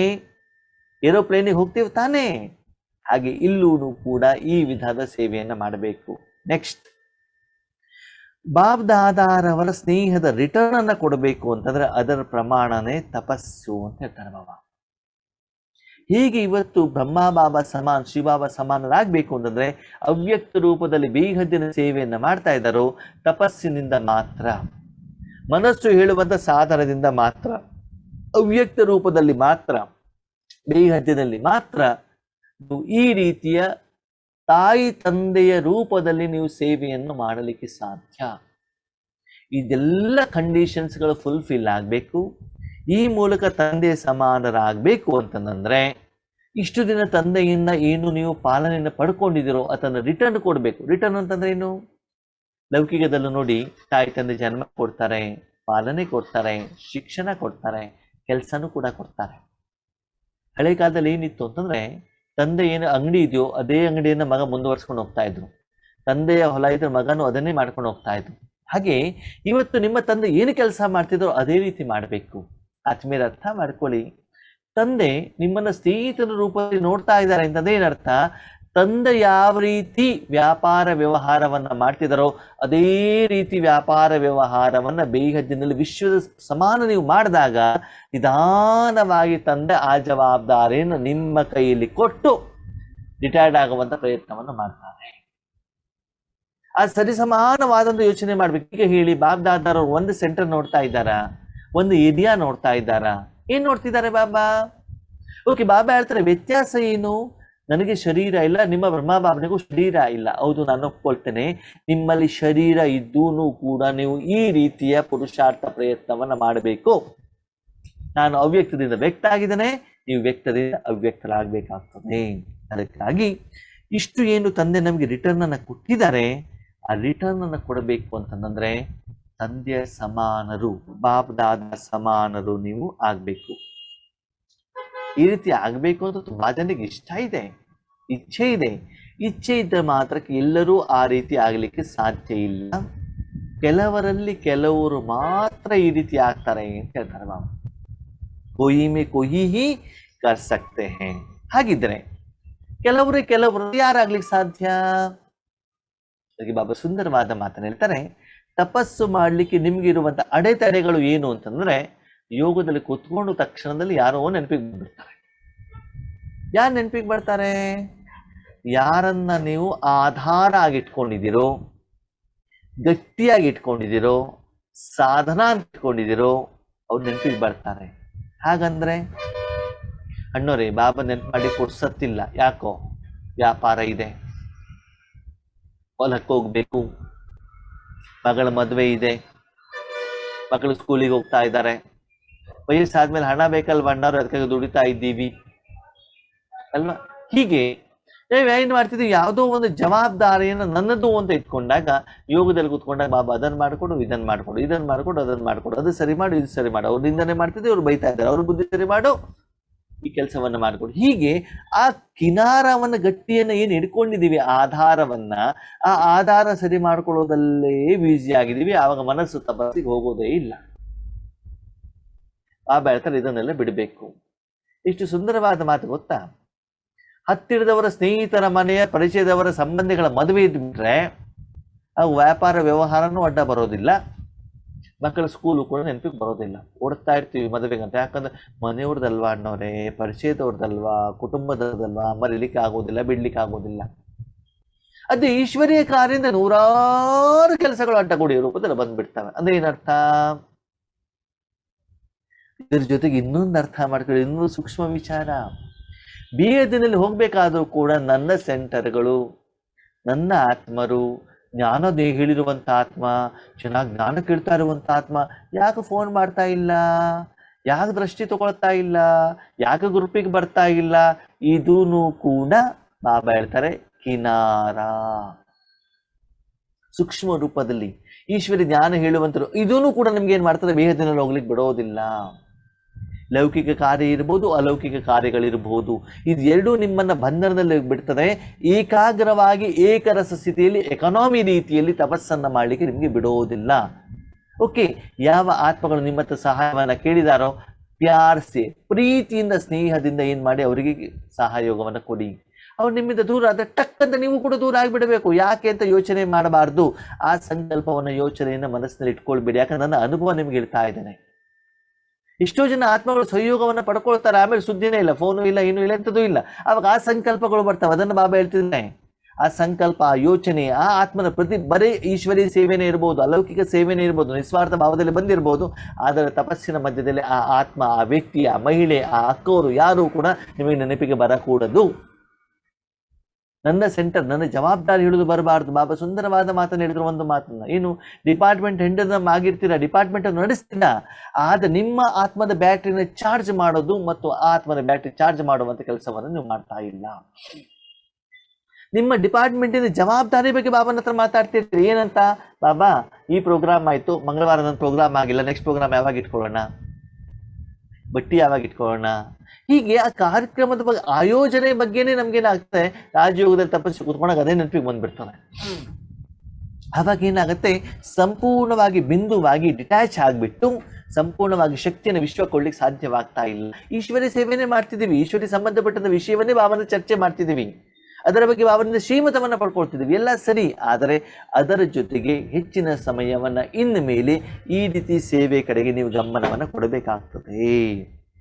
ಅದಕ್ಕಾಗಿ ಬಾಬಾ ಹೇಳ್ತಾನೆ, ಈಶ್ವರಿ ಸೇವೆಗೆ ಬಂದಾಗ ವಸ್ತು, ವ್ಯಕ್ತಿ, ಸಾಧನ ಮತ್ತು ಅಲೌಕಿಕ ಪರಿವಾರದವ್ರ ಜೊತೆಗೆ ಎಷ್ಟು ಬೇಗ ನೀವು ಅಟ್ಯಾಚ್ಮೆಂಟ್ ಅಲ್ಲಿ ಬರ್ತಿರೋ ಅಷ್ಟೇ ಬೇಗ ಈ ಸೇವೆ ಹೇಳ್ದಾಗ 1 ಸೆಕೆಂಡಲ್ಲಿ ನೀವೇನಾಗಬೇಕು, ಡಿಟ್ಯಾಚ್ ಆಗ್ಬಿಡ್ಬೇಕು. ಅವರು ಬಂದಿದ್ದಾರೆ, ಸೇವೆ ಮಾಡಬೇಕು, ಮಾಡಿದ್ವಿ, ಎಸ್, ಡಿಟ್ಯಾಚ್ ಆಗ್ಬಿಡಿ, ಫ್ರೀ ಆಗ್ಬಿಡಿ. ಅವ್ರು ಮತ್ತೆ ಯಾಕೆ ಫೋನ್ ಮಾಡಲಿಲ್ಲ, ಯಾಕೇನು ಕೇಳಲಿಲ್ಲ, ಅನುಭವ ಆಗಿದೆಯೋ ಇಲ್ವೋ, ಗೊತ್ತಾಗಿದೆಯೋ ಇಲ್ವೋ, ಎಷ್ಟು ಮಜಾ ಗೊತ್ತು. ನನ್ನ ಜೀವನದಲ್ಲಿ ನಾನು ನೋಡ್ತೇನೆ, ಒಬ್ರು ಇರೋದಿಲ್ಲ, ಹೋಗಿರ್ತಾರೆ, ಇನ್ನೊಬ್ರು ಬಂದಿರ್ತಾರೆ. ಝೂಮಲ್ಲೂ ನಾನು 1 ವರ್ಷದಿಂದ ನೋಡ್ತಾ ಇದ್ದೇನೆ. ಏನ್ ನೋಡ್ತಿದ್ದೇನೆ, 20 ಜನ 25 ಜನ ರೆಗ್ಯುಲರ್ ಆಗಿರ್ತಾರೆ, ಯಾರೋ 5 ಜನ ಹೋಗಿರ್ತಾರೆ, ಇನ್ನೊಬ್ರು 5 ಜನ ಬಂದಿರ್ತಾರೆ. ಅದು ತುಂಬಾ ದಿನ ಸಂಕಲ್ಪ ನಡೀತಿದೆ, ಯಾಕೆ ಬಾಬಾ ಹೀಗೆ ಅಂತ. ಅದೆಲ್ಲ ಪ್ರಶ್ನೆಗಳಿಗೆ, ನಮ್ಮ ಮನಸ್ಸಿನಲ್ಲಿ ಇರುವಂತ ಗೊಂದಲಗಳಿಗೆ ಬಾಬಾ ಉತ್ತರವನ್ನ ಕೊಡ್ತಾ ಇದ್ದಾರೆ. ಓಕೆ, ಅವರ ಪಾಲನೆಯನ್ನು ಮಾಡೋದು ತಪ್ಪಲ್ಲ, ಆದ್ರೆ ಅವರ ಬಗ್ಗೆ ಚಿಂತೆ ಮಾಡೋದು, ಅಟ್ಯಾಚ್ಮೆಂಟ್ ಅಲ್ಲಿ ಬರೋದು ಸರಿಯಲ್ಲ. ಇದು ನಿನ್ನಲ್ಲಿ ಇದ್ದಾಗ ನಿನಗೆ ಈ ರೀತಿ ಬೇಗದಿನ ಸೇವೆಯನ್ನು ಮಾಡಲಿಕ್ಕೆ ನಿನಗೆ ಸಮಯ ಸಿಗೋದಿಲ್ಲ. ಸಮಯದ ಅನುಸಾರದಲ್ಲಿ ನಮ್ಮ ಮನಸ್ಸಲ್ಲಿ ಯಾರ್ಯಾರಿಗೆ ಯಾವ್ಯಾವ ಲೆವೆಲಲ್ಲಿ ಏನೇನು ಪ್ರಶ್ನೆಗಳು ಬರ್ತಾವೋ ಅದಕ್ಕೆ ಉತ್ತರ ಕೊಡುವಂತ ಒಂದು ಪ್ರಯತ್ನವನ್ನು ಬಾಬಾ ಮಾಡ್ತಾನೆ. ಇದೂ ಕೂಡ ಒಂದು ಕಾರಣ, ಇದೊಂದು ಅಟ್ಯಾಚ್ಮೆಂಟ್. ಅದಕ್ಕಾಗಿ ನೀವು ಈ ರೀತಿ ಪುರುಷಾರ್ಥವನ್ನು ಮಾಡಬೇಕು ಅಂತಂದು ಬಾಬಾ ಹೇಳ್ತಾರೆ, ಬೇಹದ್ಕ ವೈರಾಗ್ಯ ಬರಬೇಕು ಅಂತ ಹೇಳ್ತಾರೆ. ಅಂದ್ರೆ ಯಾವುದೋ ಒಂದು ಇಚ್ಛೆ ಇದ್ದರೆ, ನನ್ನ ಸ್ಟೂಡೆಂಟು, ನಮ್ಮ ಸೆಂಟರು, ನಮ್ಮ ಏರಿಯಾ, ನಮ್ಮ ಝೂಮ್ನಲ್ಲಿ ಬರೋರು, ನಮಗೆ ಸಹಾಯ ಮಾಡುವಂಥವ್ರು, ಇದು ನಿಮಗೆ ಬೇಹದಿನ ವೈರಾಗ್ಯ ಮಾಡಲಿಕ್ಕೆ ಬರೋದಿಲ್ಲ. ಯಾವುದೋ ಒಂದು ಇಚ್ಛೆ ಇದೆ ಅಂತಂದ್ರೆ ಆ ಇಚ್ಛೆಯನ್ನು ಪೂರ್ಣ ಮಾಡಲಿಕ್ಕೆ ಮನಸ್ಸು ಬುದ್ಧಿ ಏನಾಗ್ತಾ ಇರ್ತದೆ, ಕೊಡ್ತಾ ಇರ್ತದೆ. ಇಚ್ಛೆ ಪೂರ್ಣ ಆಗುವವರೆಗೂ ಅದು ತಪಸ್ ಮಾಡ್ಲಿಕ್ಕೆ ಬರೋದೇ ಇಲ್ಲ. ಅದಕ್ಕೆ ಬಾಬಾ ಹೇಳ್ತಾರೆ, ಹದ್ದಿನ ವೈರಾಗ್ಯ ಅಲ್ಲ. ಹದ್ದಿನ ವೈರಾಗ್ಯ ಅಂತಂದ್ರೆ ಏನು, ನಾನು ಈರುಳ್ಳಿ ತಿನ್ನೋದನ್ನು ಬಿಟ್ಟಿದ್ದೇನೆ, ಸೀರಿಯಲ್ ನೋಡೋದನ್ನು ಬಿಟ್ಟಿದ್ದೇನೆ, ಮದುವೆ ಮನೆಗೆ ಹೋಗೋದನ್ನು ಬಿಟ್ಟಿದ್ದೇನೆ, ಸರಿ. ಆದ್ರೆ ಸೂಕ್ಷ್ಮ ರೂಪದಲ್ಲೂ ಕೂಡ ಕೆಲವೊಂದ್ಸಲ ಈಶ್ವರಿಯ ಸೇವೆನೂ ಕೂಡ ನಿಮಗೆ ಬಂಧನದಲ್ಲಿ ತಂದುಕೊಂಡು ಬಿಡ್ತದೆ. ಅದರಿಂದನೂ ಕೂಡ ನೀವೇನಾಗಬೇಕು, ವೈರಾಗ್ಯದಲ್ಲಿ ಬರಬೇಕು. ಈ ರೀತಿ ಮಹಾನ್ ಕಾರ್ಯವನ್ನ, ಮಹಾನ್ ಸೇವೆಯನ್ನ ಮಾಡಬೇಕು ಅಂತಂದ್ರೆ ನೀವು ಈ ರೀತಿ ಮಾಡಿಬಿಟ್ಟು ನೋಡಿ, ಬಿಂದುವಾಗ್ಬಿಟ್ಟು ಎಲ್ಲ ಆತ್ಮಗಳಿಗೆ ಕೊಟ್ಟು ನೋಡಿ. ಬಾಬಾ ಹೇಳ್ತಾರೆ ಆ ರೀತಿ ಆ ದೀಪಗಳಿಗೆ ನೀವು ಇಲ್ಲೇ ಕೂತ್ಕೊಂಡ್ಬಿಟ್ಟು ಭಗವಂತನ ಪರಿಚಯವನ್ನ ಕೊಡ್ಬೋದು. ಜ್ಞಾನ ಹೇಳೋದು ಮಾತ್ರ ಪರಿಚಯ ಎಲ್ಲ ಆತ್ಮೀಯರೇ, ಈ ಶಕ್ತಿಯನ್ನ ಟ್ರಾನ್ಸ್ಫರ್ ಮಾಡೋದು ಕೂಡ ಪರಿಚಯ. ಈ ರೀತಿ ನೀವು ಮಾಡಬೇಕಾಗ್ತದೆ. ಬ್ರಹ್ಮ ಬಾಬಾ ಅವರು ಸಾಕಾರದಲ್ಲಿ ಇದ್ದಾಗ ಅವಶ್ಯಕತೆ ಇರುವಂತಹ ಆತ್ಮಗಳಿಗೆ ಸಕಾಶನ ಕಳಿಸ್ತಿದ್ರಂತೆ. ಅದನ್ನ ನಾವೇನ್ ಮಾಡೋಣ, ಎಲ್ಲರಿಗೂ ಕಳಿಸೋಣ. ಅದಕ್ಕಾಗಿ ಯೋಗದಲ್ಲಿ ಕೂತ್ಕೊಂಡಾಗ ನಿಮ್ಮ ಮನಸ್ಸು ಎಲ್ಲೂ ಸಿಕ್ಕಾಕೊಳ್ಬಾರ್ದು, ಅದೆಲ್ಲದಿಂದ ಡಿಟ್ಯಾಚ್ ಆಗಬೇಕು. ಹಾಗಿದ್ರೆ ಡಿಟ್ಯಾಚ್ ಆಗ್ಬೇಕು, ಹೌದು. ಮನಸ್ಸನ್ನ ಎಲ್ಲರಿಂದ ತೆಗಿಬೇಕು, ಹೌದು. ಹಾಗಿದ್ರೆ ಏನು ಮಾಡಬೇಕು ಮನಸ್ಸು ಬುದ್ಧಿಯನ್ನ? ಅದಕ್ಕೆ ಬಾಬಾ ಹೇಳ್ತಾನೆ, ತಪಸ್ಸಿನ ಸಫಲತೆಗೆ ವಿಶೇಷ ಆಧಾರ ಒಂದು ಹೇಳುವಂತ ಶಬ್ದವನ್ನ ಪಕ್ಕಾ ಮಾಡಿ. ಪೇಪರ್ ಮೇಲೆ ಒಂದು ಬರೆಯೋದು ತುಂಬಾ ಈಸಿ. ಒಂದು ಗೆರೆ ಹೇಳಿದ್ರೆ ಆಯ್ತು, ಕೆಳಗಡೆಯಿಂದ ಆದ ಮೇಲೆ ಕೇಳಿದೆ, ಮೇಲಿಂದ ಕೆಳಗಡೆ ಹೇಳಿದೆ. 2 ಬರಿಬೇಕು, 3 ಬರಿಬೇಕು, 4 ಬರೀಬೇಕು ಒಂದು ಕಷ್ಟ.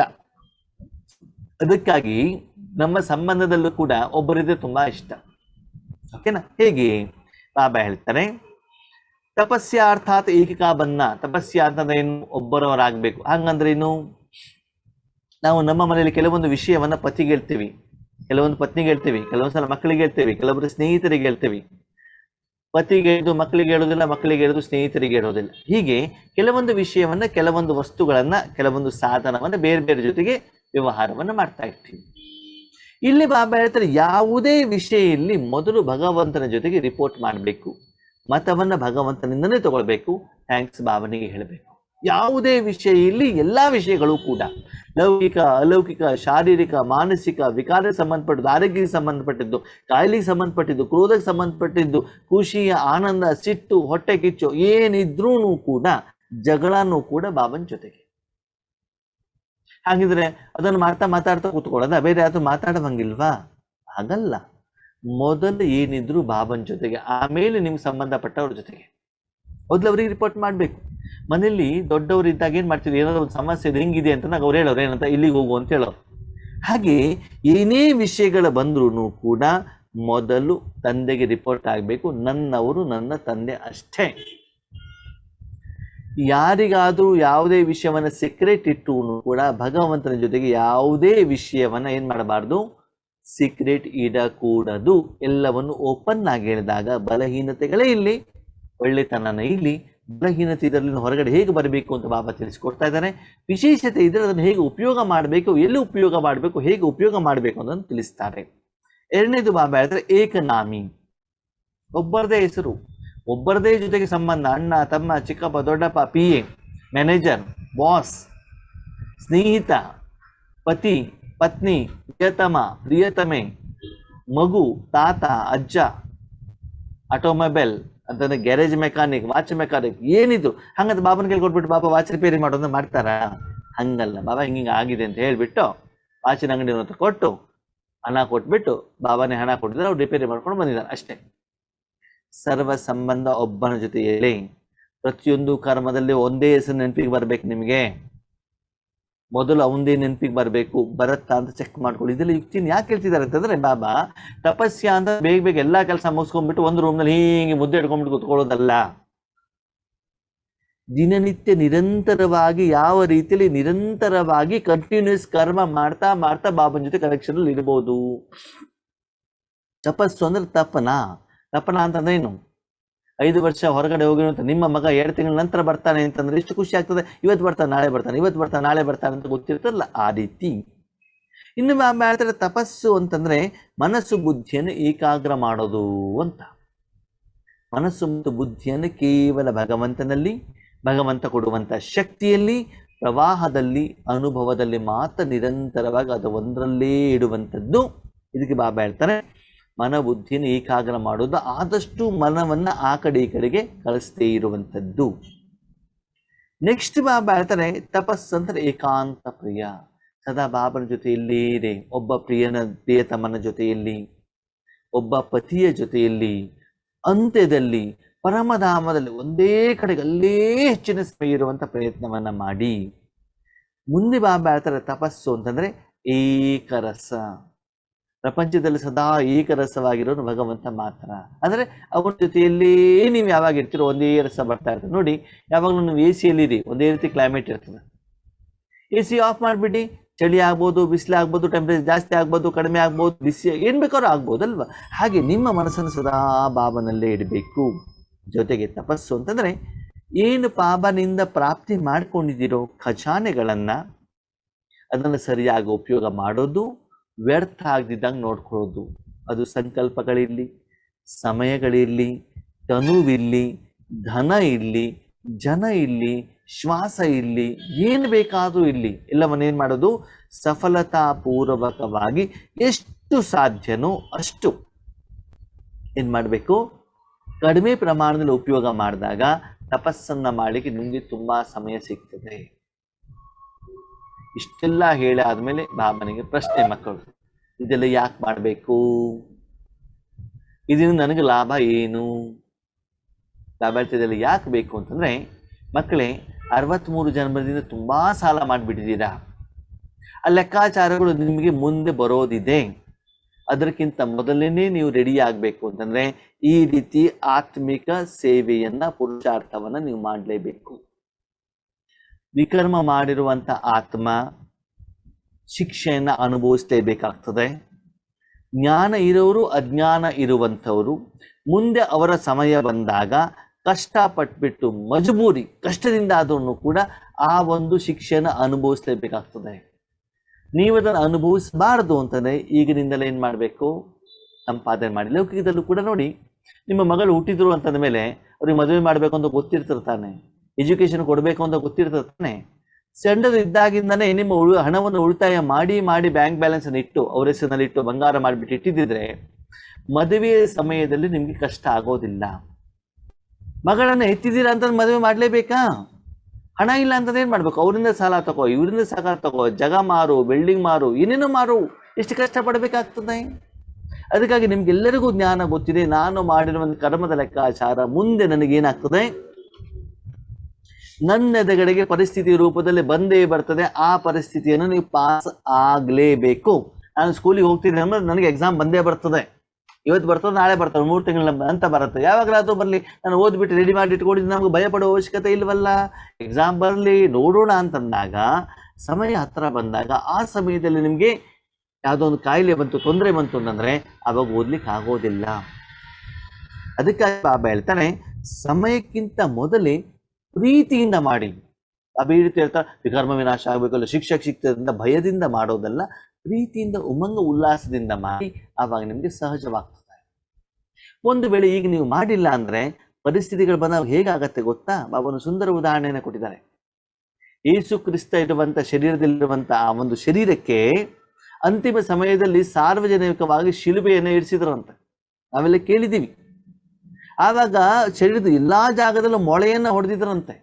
ಭೀಷ್ಮನ ಕಥೆಯನ್ನು ಹೇಳಿದ್ರೆ ನಾವೇನು ಮಾಡ್ತೀವಿ, ಅಣ್ಣವ್ರು ಅದು ಕಥೆ ಅಂತ ನೀವೇ ಹೇಳ್ತೀವಿ ಅಂತ ಹೇಳ್ತೀರಿ. ಅದು ಯೇಸು ಕ್ರಿಸ್ತನ ವಿಷಯ ಸತ್ಯ ಅಲ್ವಾ, ನಾವು ಓದಿದ್ದೀವಲ್ವಾ. ಹಾಗೆ ಆ ಒಂದು ಶಿಕ್ಷೆ ಯಾಕೆ ಬೇಕಾಯಿತು ಆ ಒಂದು ಆತ್ಮನಿಗೆ? ಯಾಕಂದರೆ ಯಾವುದೋ ಜನ್ಮದಲ್ಲಿ ಮಾಡಿರುವಂಥ ಕರ್ಮದ ಲೆಕ್ಕಾಚಾರ ಆ ರೀತಿ ಆಗಿತ್ತು. ಹಾಗೆ ನಿಮಗೆ ಇಂಥದೇ ಪರಿಸ್ಥಿತಿಗಳು, ಅಂಥದೇ ಕಾಯಿಲೆಗಳು, ಅಂಥದೇ ಸಮಸ್ಯೆಗಳು ಮಾನಸಿಕವಾಗಿ ಶಾರೀರಿಕವಾಗಿ ಬಂದು ಕ್ರಾಸ್ ಅಂತಹ ಒಂದು ತೀವ್ರತರವಾದಂಥ ನೋವನ್ನು ಅನುಭವಿಸಿನೇ ನೀವೇನು ಮಾಡಬೇಕಾಗ್ತದೆ, ಪರಂಧಾಮಕ್ಕೆ ಲೆಕ್ಕಾಚಾರ ಮಾಡಿಬಿಟ್ಟು ಹೋಗಬೇಕಾಗ್ತದೆ. ಅದಕ್ಕಾಗಿ ಒಂದು ಆ ಶಿಕ್ಷೆಯಿಂದ ನೀವು ದೂರವಾಗಬೇಕು, ಸಹಜವಾಗಿರಬೇಕು ಅಂತ ಇದನ್ನು ಮಾಡಿ. ಇಲ್ಲ, ಈಶ್ವರಿಯ ಸುಖದ ಸೇವೆಯ ಸಂಗಮ ಯುಗದ ಸತ್ಯವಾದಂಥ ಸುಖದ ಅನುಭೂತಿ ಮಾಡಬೇಕು ಅಂತಂದರೆ ಈ ರೀತಿ ವಿಧದ ಪುರುಷಾರ್ಥ ಮತ್ತು ಸೇವೆಯನ್ನು ಮಾಡಿ. ಅದಕ್ಕಾಗಿ ಮಕ್ಕಳೇ, ನಿಮ್ಮ ಮೇಲೆ ನನಗೆ ತುಂಬ ಪ್ರೀತಿ ಇದೆ. ಜ್ಞಾನ ಇರುವಂಥ ಮಕ್ಕಳು, ತ್ಯಾಗ ಮಾಡಿರುವಂಥ ಮಕ್ಕಳು ಅಂತಿಮ ಸಮಯದಲ್ಲಿ ಕಷ್ಟ ಪಡಬಾರ್ದು ಹೇಳುವಂಥ ಶುಭ ಭಾವನೆ, ಶುಭ ಇಚ್ಛೆ ಇದೆ. ಅದಕ್ಕಾಗಿ ಇನ್ನು ಅಡ್ವಾನ್ಸ್ ಮುಂದೆ ಏನಾಗತ್ತೆ ಹೇಳುವಂಥ ವಿಷಯವನ್ನು ನಿಮಗೆ ತಿಳಿಸ್ತಾ ಇದ್ದೇನೆ. ಮಕ್ಕಳೇ, ದಯವಿಟ್ಟು ನನ್ನ ಮಾತನ್ನು ಕೇಳಿ. ಅದಕ್ಕೆ ಬಾಬಾ ಸುಂದರವಾದ ಮಾತನ್ನು ಹೇಳ್ತಾರೆ. ಇದು ನೋಡಿ, ಈ ವಿಷಯವನ್ನು ನಾನು ಯಾಕೆ ಹೇಳ್ತಿದ್ದೀನಿ ಅಂತಂದರೆ, ಸಾಕಾರದಲ್ಲಿ ನಾನು ಇದ್ದಾಗಲೂ ಕೂಡ ಎಷ್ಟೋ ವಿಷಯವನ್ನು ನೀವು ಪುಸ್ತಕದಲ್ಲಿ ಬರೆದು ಕಳಿಸ್ತಿದ್ದೆ. ಪೇಪರ್ 8 ಪೇಜು ಬರೆದುಬಿಟ್ಟು ಕಳಿಸ್ತಾ ಇದ್ರಿ, ಏನೇನೋ ವಿಷಯವನ್ನು ಬರಿತಾ ಇದ್ರಿ. ಆದರೆ ನಾನು ಅದು ಯಾವುದನ್ನೂ ಕೂಡ ಗಮನ ಕೊಡ್ತಾ ಇರಲಿಲ್ಲ. ನಿಮ್ಗೆ ಏನು ಬೇಕು ಅದನ್ನು ನಾನು ಹೇಳ್ತಾ ಇದ್ದೆ. ಹಾಗೆ ಇವತ್ತು ನೀವೇನು ಹೇಳ್ತಿದ್ರಿ, ಬಾಬಾ ಕಾಯಿಲೆ ಇದೆ, ಈ ಸಮಸ್ಯೆ ಇದೆ, ಈ ತೊಂದರೆ ಇದೆ, ಇವ್ರು ಹೀಗೆ ಮಾಡ್ತಾರೆ, ಅವ್ರು ತೊಂದರೆ ಕೊಡ್ತಾರೆ, ಅಲೌಕಿಕ ಪರಿವಾರದವ್ರು ಹೀಗೆ ಮಾಡ್ತಾರೆ, ಲೌಕಿಕದವ್ರು ಹೀಗೆ ಮಾಡ್ತಾರೆ, ಯೋಗ ಆಗೋದಿಲ್ಲ, 100 ಕಾರಣಗಳು ಹೇಳ್ತಾರಲ್ಲ, ಆ ಎಲ್ಲ ಕಾರಣಗಳಿಗೂ ಪರಿಹಾರ ಇದೆ. ಇಷ್ಟನ್ನು ನೀವು ಮಾಡಿ ಮಗು ನಿನ್ನ ಎಲ್ಲ ಸಮಸ್ಯೆಗಳು ಪರಿಹಾರ ಆಗ್ತವೆ. ಎಲ್ಲಾ ವಿಷಯವನ್ನು ಕೇಳಿಬಿಟ್ಟೂ ಕೂಡ ಬಾಬಾ ಏನ್ ಮಾಡ್ತಿದ್ರಂತೆ, ಏನು ಮಾಡಬೇಕು ಅಷ್ಟರ ಬಗ್ಗೆ ಮಾತ್ರ ಮಾತಾಡ್ತಿದ್ರಂತೆ. ಅದಕ್ಕಾಗಿ ಸಮಯದ ಅನುಸಾರ, ವಾತಾವರಣದ ಅನುಸಾರ, ಅವಶ್ಯಕತೆಯ ಅನುಸಾರ, ತೀವ್ರ ಪುರುಷಾರ್ಥದ ಅನುಸಾರ ಏನ್ ಮಾಡಬೇಕು, ಬಾಬಾ ಏನ್ ಹೇಳ್ತಿದಾರೋ ಅದನ್ನು ನೀವು ಮಾಡಬೇಕಾಗ್ತದೆ. ನೀವೇನೇನು ತಪ್ಪು ಮಾಡ್ತೀರಿ, ಎಲ್ಲ ನಿಮ್ಮ ಮನಸ್ಸು ಸಿಕ್ಕಾಕೊಂಡಿದೆ, ಎಲ್ಲಿ ನಿಮಗೆ ಇಚ್ಛೆ ಇದೆ ಅದೆಲ್ಲ ನನಗೆ ಗೊತ್ತು. ನೋಡಿದ್ರು ನಾನು ನೋಡಲ್ಲ, ಕೇಳಿದ್ರು ಕೇಳಲ್ಲ. ಆದರೆ ವಿಷಯವನ್ನ ನಾನು ತಿಳಿಸ್ತಾ ಹೋಗ್ತೇನೆ ಮಕ್ಕಳೇ, ಇದನ್ನು ನೀವು ಮಾಡ್ತಾ ಹೋದ್ರೆ ನಿಮ್ಮ ಎಲ್ಲ ಸಮಸ್ಯೆಗಳು ಕೂಡ ಪರಿಹಾರ ಆಗ್ತವೆ. ನಿಮ್ಮ ಮನಸ್ಸು ಎಲ್ಲಿ ಸಿಕ್ಕಾಕೊಂಡಿದೆ, ಎಲ್ಲಿ ತಪ್ಪು ಮಾಡ್ತೀನಿ ಅಂತ ನಿಮಗೆ ಗೊತ್ತು. ಮುಂದಿನ ದಿನಗಳಲ್ಲಿ ಮುರಳಿ ಮೂಲಕ ನಾನು ಆ ವಿಷಯವನ್ನು ಕೂಡ ತಿಳಿಸ್ತೇನೆ. ಅಲ್ಲಿ ಮನಸ್ಸು ಸಿಕ್ಕಾಕೊಂಡಿರೋದಕ್ಕೆ ನಿಮ್ಗೆ ಬೇಹದ್ದಿನ ವೈರಾಗ್ಯ ಬರ್ತಾ ಇಲ್ಲ. ಏನದು ಬೇಹದ್ದಿನ ವೈರಾಗ್ಯ? ಏನು ಅಂತಂದ್ರೆ, ಮದುವೆ ಆದ್ಮೇಲೆ ನಾನು ಸಾಯ್ಬೇಕಾದ ವಯಸ್ಸಾದ್ಮೇಲೆ ನನ್ನ ಮನೆಯವರು ಕಾಯ್ತಾರೆ, ನನ್ನ ಪತಿ ಕಾಯ್ತಾರೆ, ನನ್ನ ಮಕ್ಕಳು ಕಾಯ್ತಾರೆ. ಏನು ಕಾಯ್ತಾರೆ? ಊರಲ್ಲಿ ನೋಡ್ತಾ ಇದ್ದೀರಲ್ಲ ನೀವು, ಯಾರು ಕಾಯ್ತಾರೆ?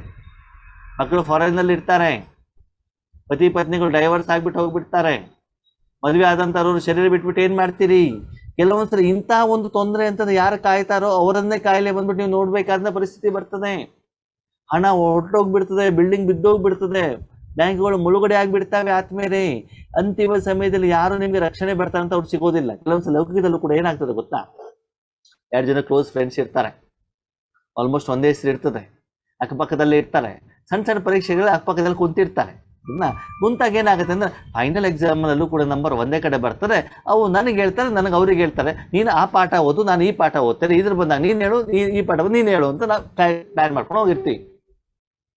ಅಲ್ಲಿ ಎಕ್ಸಾಮಿನೇಷನ್ ಹಾಲ್ ಹೋದ ತಕ್ಷಣ ಅವ್ರಿಗೆ ಒಂದು ರೂಮ್, ಇವ್ರಿಗೆ ಒಂದು ರೂಮ್. ಆವಾಗ ಏನಾಗ್ಬಿಡ್ತದೆ, ಆಕಾಶನೇ ಕಳಿಸಿಬಿಟ್ಟು ತಲೆ ಮೇಲೆ ಬಿದ್ದಂಗೆ ಆಗ್ತದೆ. ಮಜಾ ಏನು ಅಂತಂದ್ರೆ, ಕ್ಲಾಸಲ್ಲಿ ಪಾಠ ಮಾಡುವಂಥ ಟೀಚರ್ ಪ್ರಶ್ನೆ ಕೇಳಿದಾಗ ಉತ್ತರ ಕೊಡುವಂಥವ್ರು ಅದೇ ಟೀಚರ್ ಇನ್ವಿಜಿಲೇಟರ್ ಆದರೂ ಕೂಡ ಪರೀಕ್ಷೆ ಸಮಯದಲ್ಲಿ ಅವರು ಹೆಲ್ಪ್ ಮಾಡಲ್ಲ. ಹೆಲ್ಪ್ ಮಾಡೋದಲ್ಲ, ಕಾಪಿ ಮಾಡಿದ್ರೆ ಕಾಪಿ ಮಾಡ್ಲಿಕ್ಕೂ ಬಿಡೋದಿಲ್ಲ ಅವರು. ಅವಾಗ ನೀವು ಒಬ್ಬರೇ ಆತ್ಮೀಯರೇ, ನೀವು ಓದಿರುವಂಥ ಜ್ಞಾನ ಸಂಸ್ಕಾರ ಮಾತ್ರ. ಅದಕ್ಕಾಗಿ ಬಾಬಾ ಸ್ಪಷ್ಟವಾಗಿ ಹೇಳ್ತಾರೆ, ಮುಂದಿನ ದಿನಗಳಲ್ಲಿ ನಿಮಗೆ ಈಗ ನೀವು ಮಾಡಿರುವಂಥ ಆತ್ಮಿಕವಾಗಿರುವಂತಹ ಸಂಪಾದನೆ ಮಾತ್ರ ನಿಮಗೆ ಸಹಯೋಗಕ್ಕೆ ಬರ್ತದೆ ಹೊರತು ಹಣ, ಬಿಲ್ಡಿಂಗು, ಆಸ್ತಿ, ಬ್ಯಾಂಕ್ ಬ್ಯಾಲೆನ್ಸು, ನಿಮ್ಮ ರಕ್ತ ಸಂಬಂಧಿಗಳೇ, ನಿಮ್ಮ ಮಕ್ಕಳೇ, ನಿಮ್ಮ ಪರಿವಾರದವರೇ, ನಿಮ್ಮ ಶರೀರನೇ ನಿಮಗೆ ಸಹಯೋಗವನ್ನು ಕೊಡೋದಿಲ್ಲ. ಸರಿ, ಪತಿ ಬೇರೆಯವರು, ಮಕ್ಕಳು ಬೇರೆಯವರು, ಧನ ಬೇರೆ, ನಿಮ್ಮ ಶರೀರನೂ ಸಹಯೋಗ ಕೊಡಲ್ಲ. ನಿಮ್ಮ ಶರೀರ ಅಂತಿಮ ಸಮಯದಲ್ಲಿ, ಆ ಸಮಯದಲ್ಲಿ ತೀವ್ರ ಪುರುಷಾರ್ಥ ಮಾಡಬೇಕು ಅಂದರೆ ಈಗ ಯೋಗ ಮಾಡಿಬಿಟ್ಟು ಆ ಕಾಯಿಲೆಯನ್ನು ಗುಣ ಮಾಡ್ಕೊಳ್ಬೇಕು. ಆದ್ಮೇಲೆ ಇವತ್ತು ನೋಡಿ, ಒಂದು ಹೊಟ್ಟೆ ನೋವು ಬಂದು, ಒಂದು ತಲೆನೋವು ಬಂದು ನಮ್ಗೆ ಸ್ಥೂಲ ಕೆಲಸನೂ ಮಾಡ್ಲಿಕ್ಕಾಗಲ್ಲ, ಯೋಗ ಮೊದಲೇ ಮಾಡ್ಲಿಕ್ಕಾಗಲ್ಲ. ಅಂತಿಮ ಸಮಯದಲ್ಲಿ ನೀವು ಆರ್ತಿ ಕಾಯಿಲೆನ ಮೈ ಮೇಲೆ ಇಟ್ಕೊಂಡಿದ್ರಿ, ಎಲ್ರಿ ಯೋಗವನ್ನು ಮಾಡ್ತೀರಿ? ಅಂತಿಮ ಸಮಯದಲ್ಲಿ ತೀವ್ರ ರೂಪದಲ್ಲಿ ಸೇವೆಯನ್ನು ಮಾಡಬೇಕು ಅನ್ನೋ ಅದಕ್ಕೆಲ್ಲ ಕಾರಣ ಇದೇನೆ. ಬಾಬಾ ಒತ್ತಿ ಒತ್ತಿ ಒತ್ತಿ ಒತ್ತಿ ಹೇಳ್ತಾ ಇದ್ದಾರೆ, ಸಮಯದ ಅನುಸಾರ ಸೇವೆಯನ್ನ, ವಿಧಿವಿಧಾನವನ್ನ, ಪುರುಷಾರ್ಥವನ್ನ ಚೇಂಜ್ ಮಾಡಿ. ನಿಮ್ಮ ಒಳ್ಳೆತ ಕೇಳ್ತಾ ಇದ್ದೇನೆ, ನಮಗೆ ಎಚ್ಚರ ಮಾಡಿಲ್ಲ ಅಂತ ಬಿಟ್ಟು ಹೇಳ್ಬೇಡಿ ಅಂತ ಬಿಟ್ಟು ಹೇಳ್ತಿದ್ದಾರೆ. ಅದಕ್ಕಾಗಿ ಸದಾ ಏನು ಮಾಡ್ಬೇಕಂತೆ, ಸರ್ವಶಕ್ತಿವಂತರಾಗಬೇಕು. ಯಥಾಶಕ್ತಿ ಮಾಡಬೇಡಿ. ಇಲ್ಲ ಬಾಬಾ ನಂಗೆ ಟೈಮಿಗೆ ಸಿಗೋದು ಇಷ್ಟೇ, ರಾತ್ರಿ ಈಟಾಗಿ ಮಳ್ಕೊಳ್ಬೇಕಾಗ್ತದೆ, ನನಗೆ ಟೈಮು ಸಿಗೋದಿಲ್ಲ, ನಾನೇನು ಮಾಡ್ಲಿಕ್ಕಾಗಲ್ಲ. ಸಂಪಾದನೆ ಮಾಡ್ಲಿಕ್ಕೆ ಟೈಮಿಗಿದೆ, ಶಾಪಿಂಗ್ ಮಾಡ್ಲಿಕ್ಕೆ ಟೈಮ್ ಇದೆ, ವೀಕೆಂಡಿಗೆ ಟೈಮ್ ಇದೆ, ಆಸ್ತಿ ಮಾಡ್ಲಿಕ್ಕೆ ಟೈಮ್ ಇದೆ, ಮದುವೆ ಹೋಗ್ಲಿಕ್ಕೆ ಟೈಮ್ ಇದೆ. ಆತ್ಮಿಕ ಸಂಪಾದನೆ ಮಾಡ್ಲಿಕ್ಕೆ ನಿಮ್ಗೆ ಟೈಮ್ ಇಲ್ಲ ಅಲ್ಲ. ಮಕ್ಕಳಿಗೆ ನಾನು ಹೇಳುವಷ್ಟು ಹೇಳ್ತಾನೆ, ಮಾಡುವಂಥವ್ರು ಮಾಡ್ತಾರೆ, ಮಾಡದಿರೋರು ಇಲ್ಲ, ನಾನೇನು ಮಾಡ್ಲಿಕ್ಕಾಗ್ತದೆ? ನೀವು ಮಾಡಿಲ್ಲ ಅಂತಂದ್ರು ಪರಿಸ್ಥಿತಿ ನಿಮ್ಮನ್ನ ಮಾಡಿಸತ್ತೆ. ಆಮೇಲೆ ಬಾಬಾ ಅಂತ ಹೇಳಿ ಮಾಡಬೇಡಿ, ಓಡ್ ಬರಬೇಡಿ.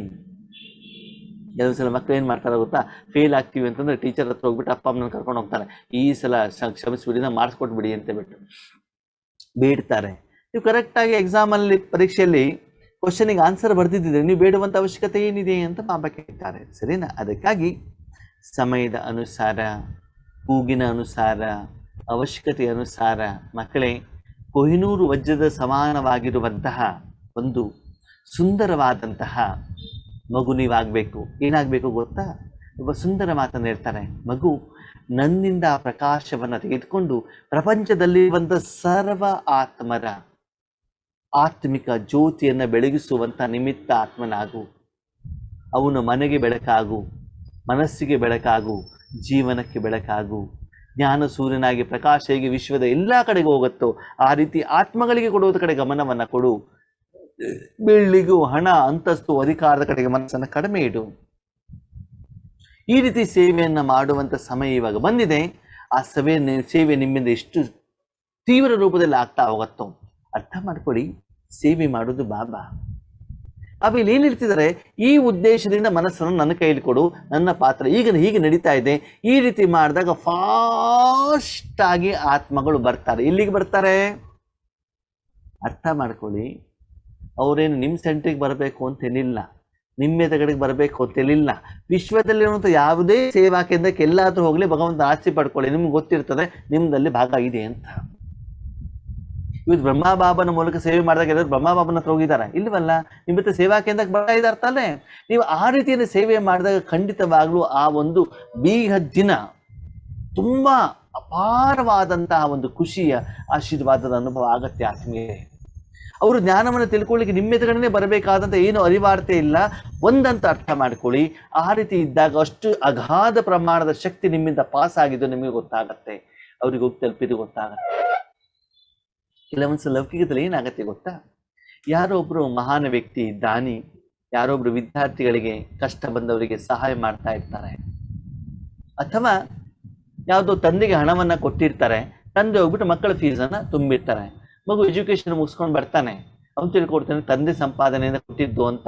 ತಂದೆ ಹೋಗ್ಬಿಟ್ಟು ಹೇಳಿರೋದಿಲ್ಲ, ನಾನು ಇಂಥ ಸಾಹುಕಾರನ ಹತ್ರ, ಇಂಥ ವ್ಯಕ್ತಿ ಹತ್ರ ನಾನು ಏನು ಮಾಡಿದ್ದೇನೆ, ಹಣ ತಗೊಂಡು ಬಂದು ನಿಮ್ಗೆ ಕೊಟ್ಟಿದ್ದೇನೆ ಅಂತ ತಂದೆ ಹೇಳಿರೋದಿಲ್ಲ. ಊರಿಗೆ ಒಂದು ಉನ್ನತ ಹುದ್ದೆಗೆ ಬಂದಾಗ ಸಾಹುಕಾರ ಇರ್ತಾನೆ, ದಾನ ಕೊಟ್ಟರು ಖುಷಿ ಪಡ್ತಾನೆ.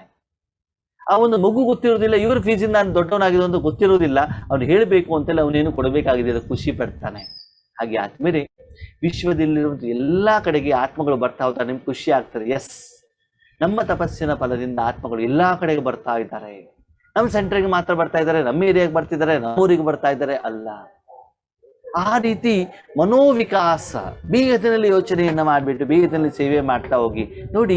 ನೀವು ಮನಸ್ಸಿನಿಂದ ಮಾಡಿರುವಂಥ ಕಾರಣದಲ್ಲಿ ಅಷ್ಟು ಖುಷಿ ಇತ್ತು. ಬಾಬಾ ಹೇಳಿದ್ರೆ ಫಾಲೋ ಫಾದರ್. ಬ್ರಹ್ಮ ಬಾಬಾ ಸಾಕಾರದಲ್ಲಿದ್ದಾಗ ಈ ರೀತಿ ಬೇಗದಲ್ಲಿ ಸೇವೆಯನ್ನ ಮಾಡ್ತಿದ್ರು. ಹಾಗಂದ್ರೆ ಪಾಂಡವ ಭಾವದಲ್ಲಿ ಹೆಚ್ಚಿಗೆ ಆತ್ಮ ಬರ್ತಾ ಇದ್ರಾ? ಇಲ್ವಲ್ಲ. ಪಾಂಡವ ಭಾವದಲ್ಲಿ ಲಿಮಿಟೇಷನ್ ಅನುಸಾರನೇ ಬರ್ತಾ ಇದ್ರು. ಆದ್ರೆ ಬೇರೆ ಬೇರೆ ಬೇರೆ ಬೇರೆ ಸೇವಾ ಕೇಂದ್ರಗಳಲ್ಲಿ ಹೀಗೆ ಆತ್ಮಗಳು ಬರ್ಲಿಕ್ಕೆ ಸ್ಟಾರ್ಟ್ ಆಯ್ತು. ಬ್ರಹ್ಮ ಬಾಬಾ ಒಂದೇ ಕಡೆ ತಾನೇ ಇದ್ರು. ಈ ರೀತಿಯ ಸೇವೆಯ ಆರಂಭ ಇವಾಗ ಆಗ್ಬೇಕಾಗಿದೆ. ಈ ಬಾಬಾ ಮಾಡ್ತಾ ಇದ್ದಾರೆ. ಗೂಡು ಜಾನೆ ಗುಡುಕಿ ಗೋತ್ರಿ ಜಾನೆ. ನಾನೇನು ಹೇಳ್ತಾ ಇದ್ದೇನೆ, ಏನು ಮಾಡ್ತಾ ಇದ್ದೇನೆ, ನೀವೇನು ಮಾಡ್ತಿದ್ದೀರಿ, ನಿಮಗೆ ಗೊತ್ತು, ನನಗೆ ಗೊತ್ತು. ಅಷ್ಟು ಮಸ್ತ್ ಆಗಿರಿ, ಆರಾಮಾಗಿರಿ. ಯಾವುದೇ ಸಾಧನ, ಯಾವುದೇ ವಸ್ತು, ವ್ಯಕ್ತಿಯ ಅವಶ್ಯಕತೆ ಇಲ್ಲ. ನೀವೆಲ್ಲಿದ್ದೀರೋ ಅಲ್ಲೇ ಇದ್ಬಿಟ್ಟು ಇಷ್ಟು ಮಹಾನ್ ಕಾರ್ಯವನ್ನ ನೀವು ಈಗ ಮಾಡಬೇಕಾಗಿದೆ. ಮಾಡುವಂಥ ಸಮಯ ನಾಟಕದಲ್ಲಿ ಬಂದಿದೆ. ಅಂತಹ ಯೋಗ್ಯ ಮಕ್ಕಳನ್ನು ನಾನಿವಾಗ ಆಯ್ಕೆ ಮಾಡ್ತಾ ಇದ್ದೇನೆ, ಅವರನ್ನು ರೆಡಿ ಮಾಡ್ತಾ ಇದ್ದೇನೆ. ಅದಕ್ಕಾಗಿ ಬಾಬನ ಉದ್ದೇಶ, ನೀವೆಲ್ಲ ಆತ್ಮಗಳು ಅಂತಹ ಮಹಾನ್ ಆತ್ಮರಾಗಿ, ಶ್ರೇಷ್ಠ ಆತ್ಮರಾಗಿ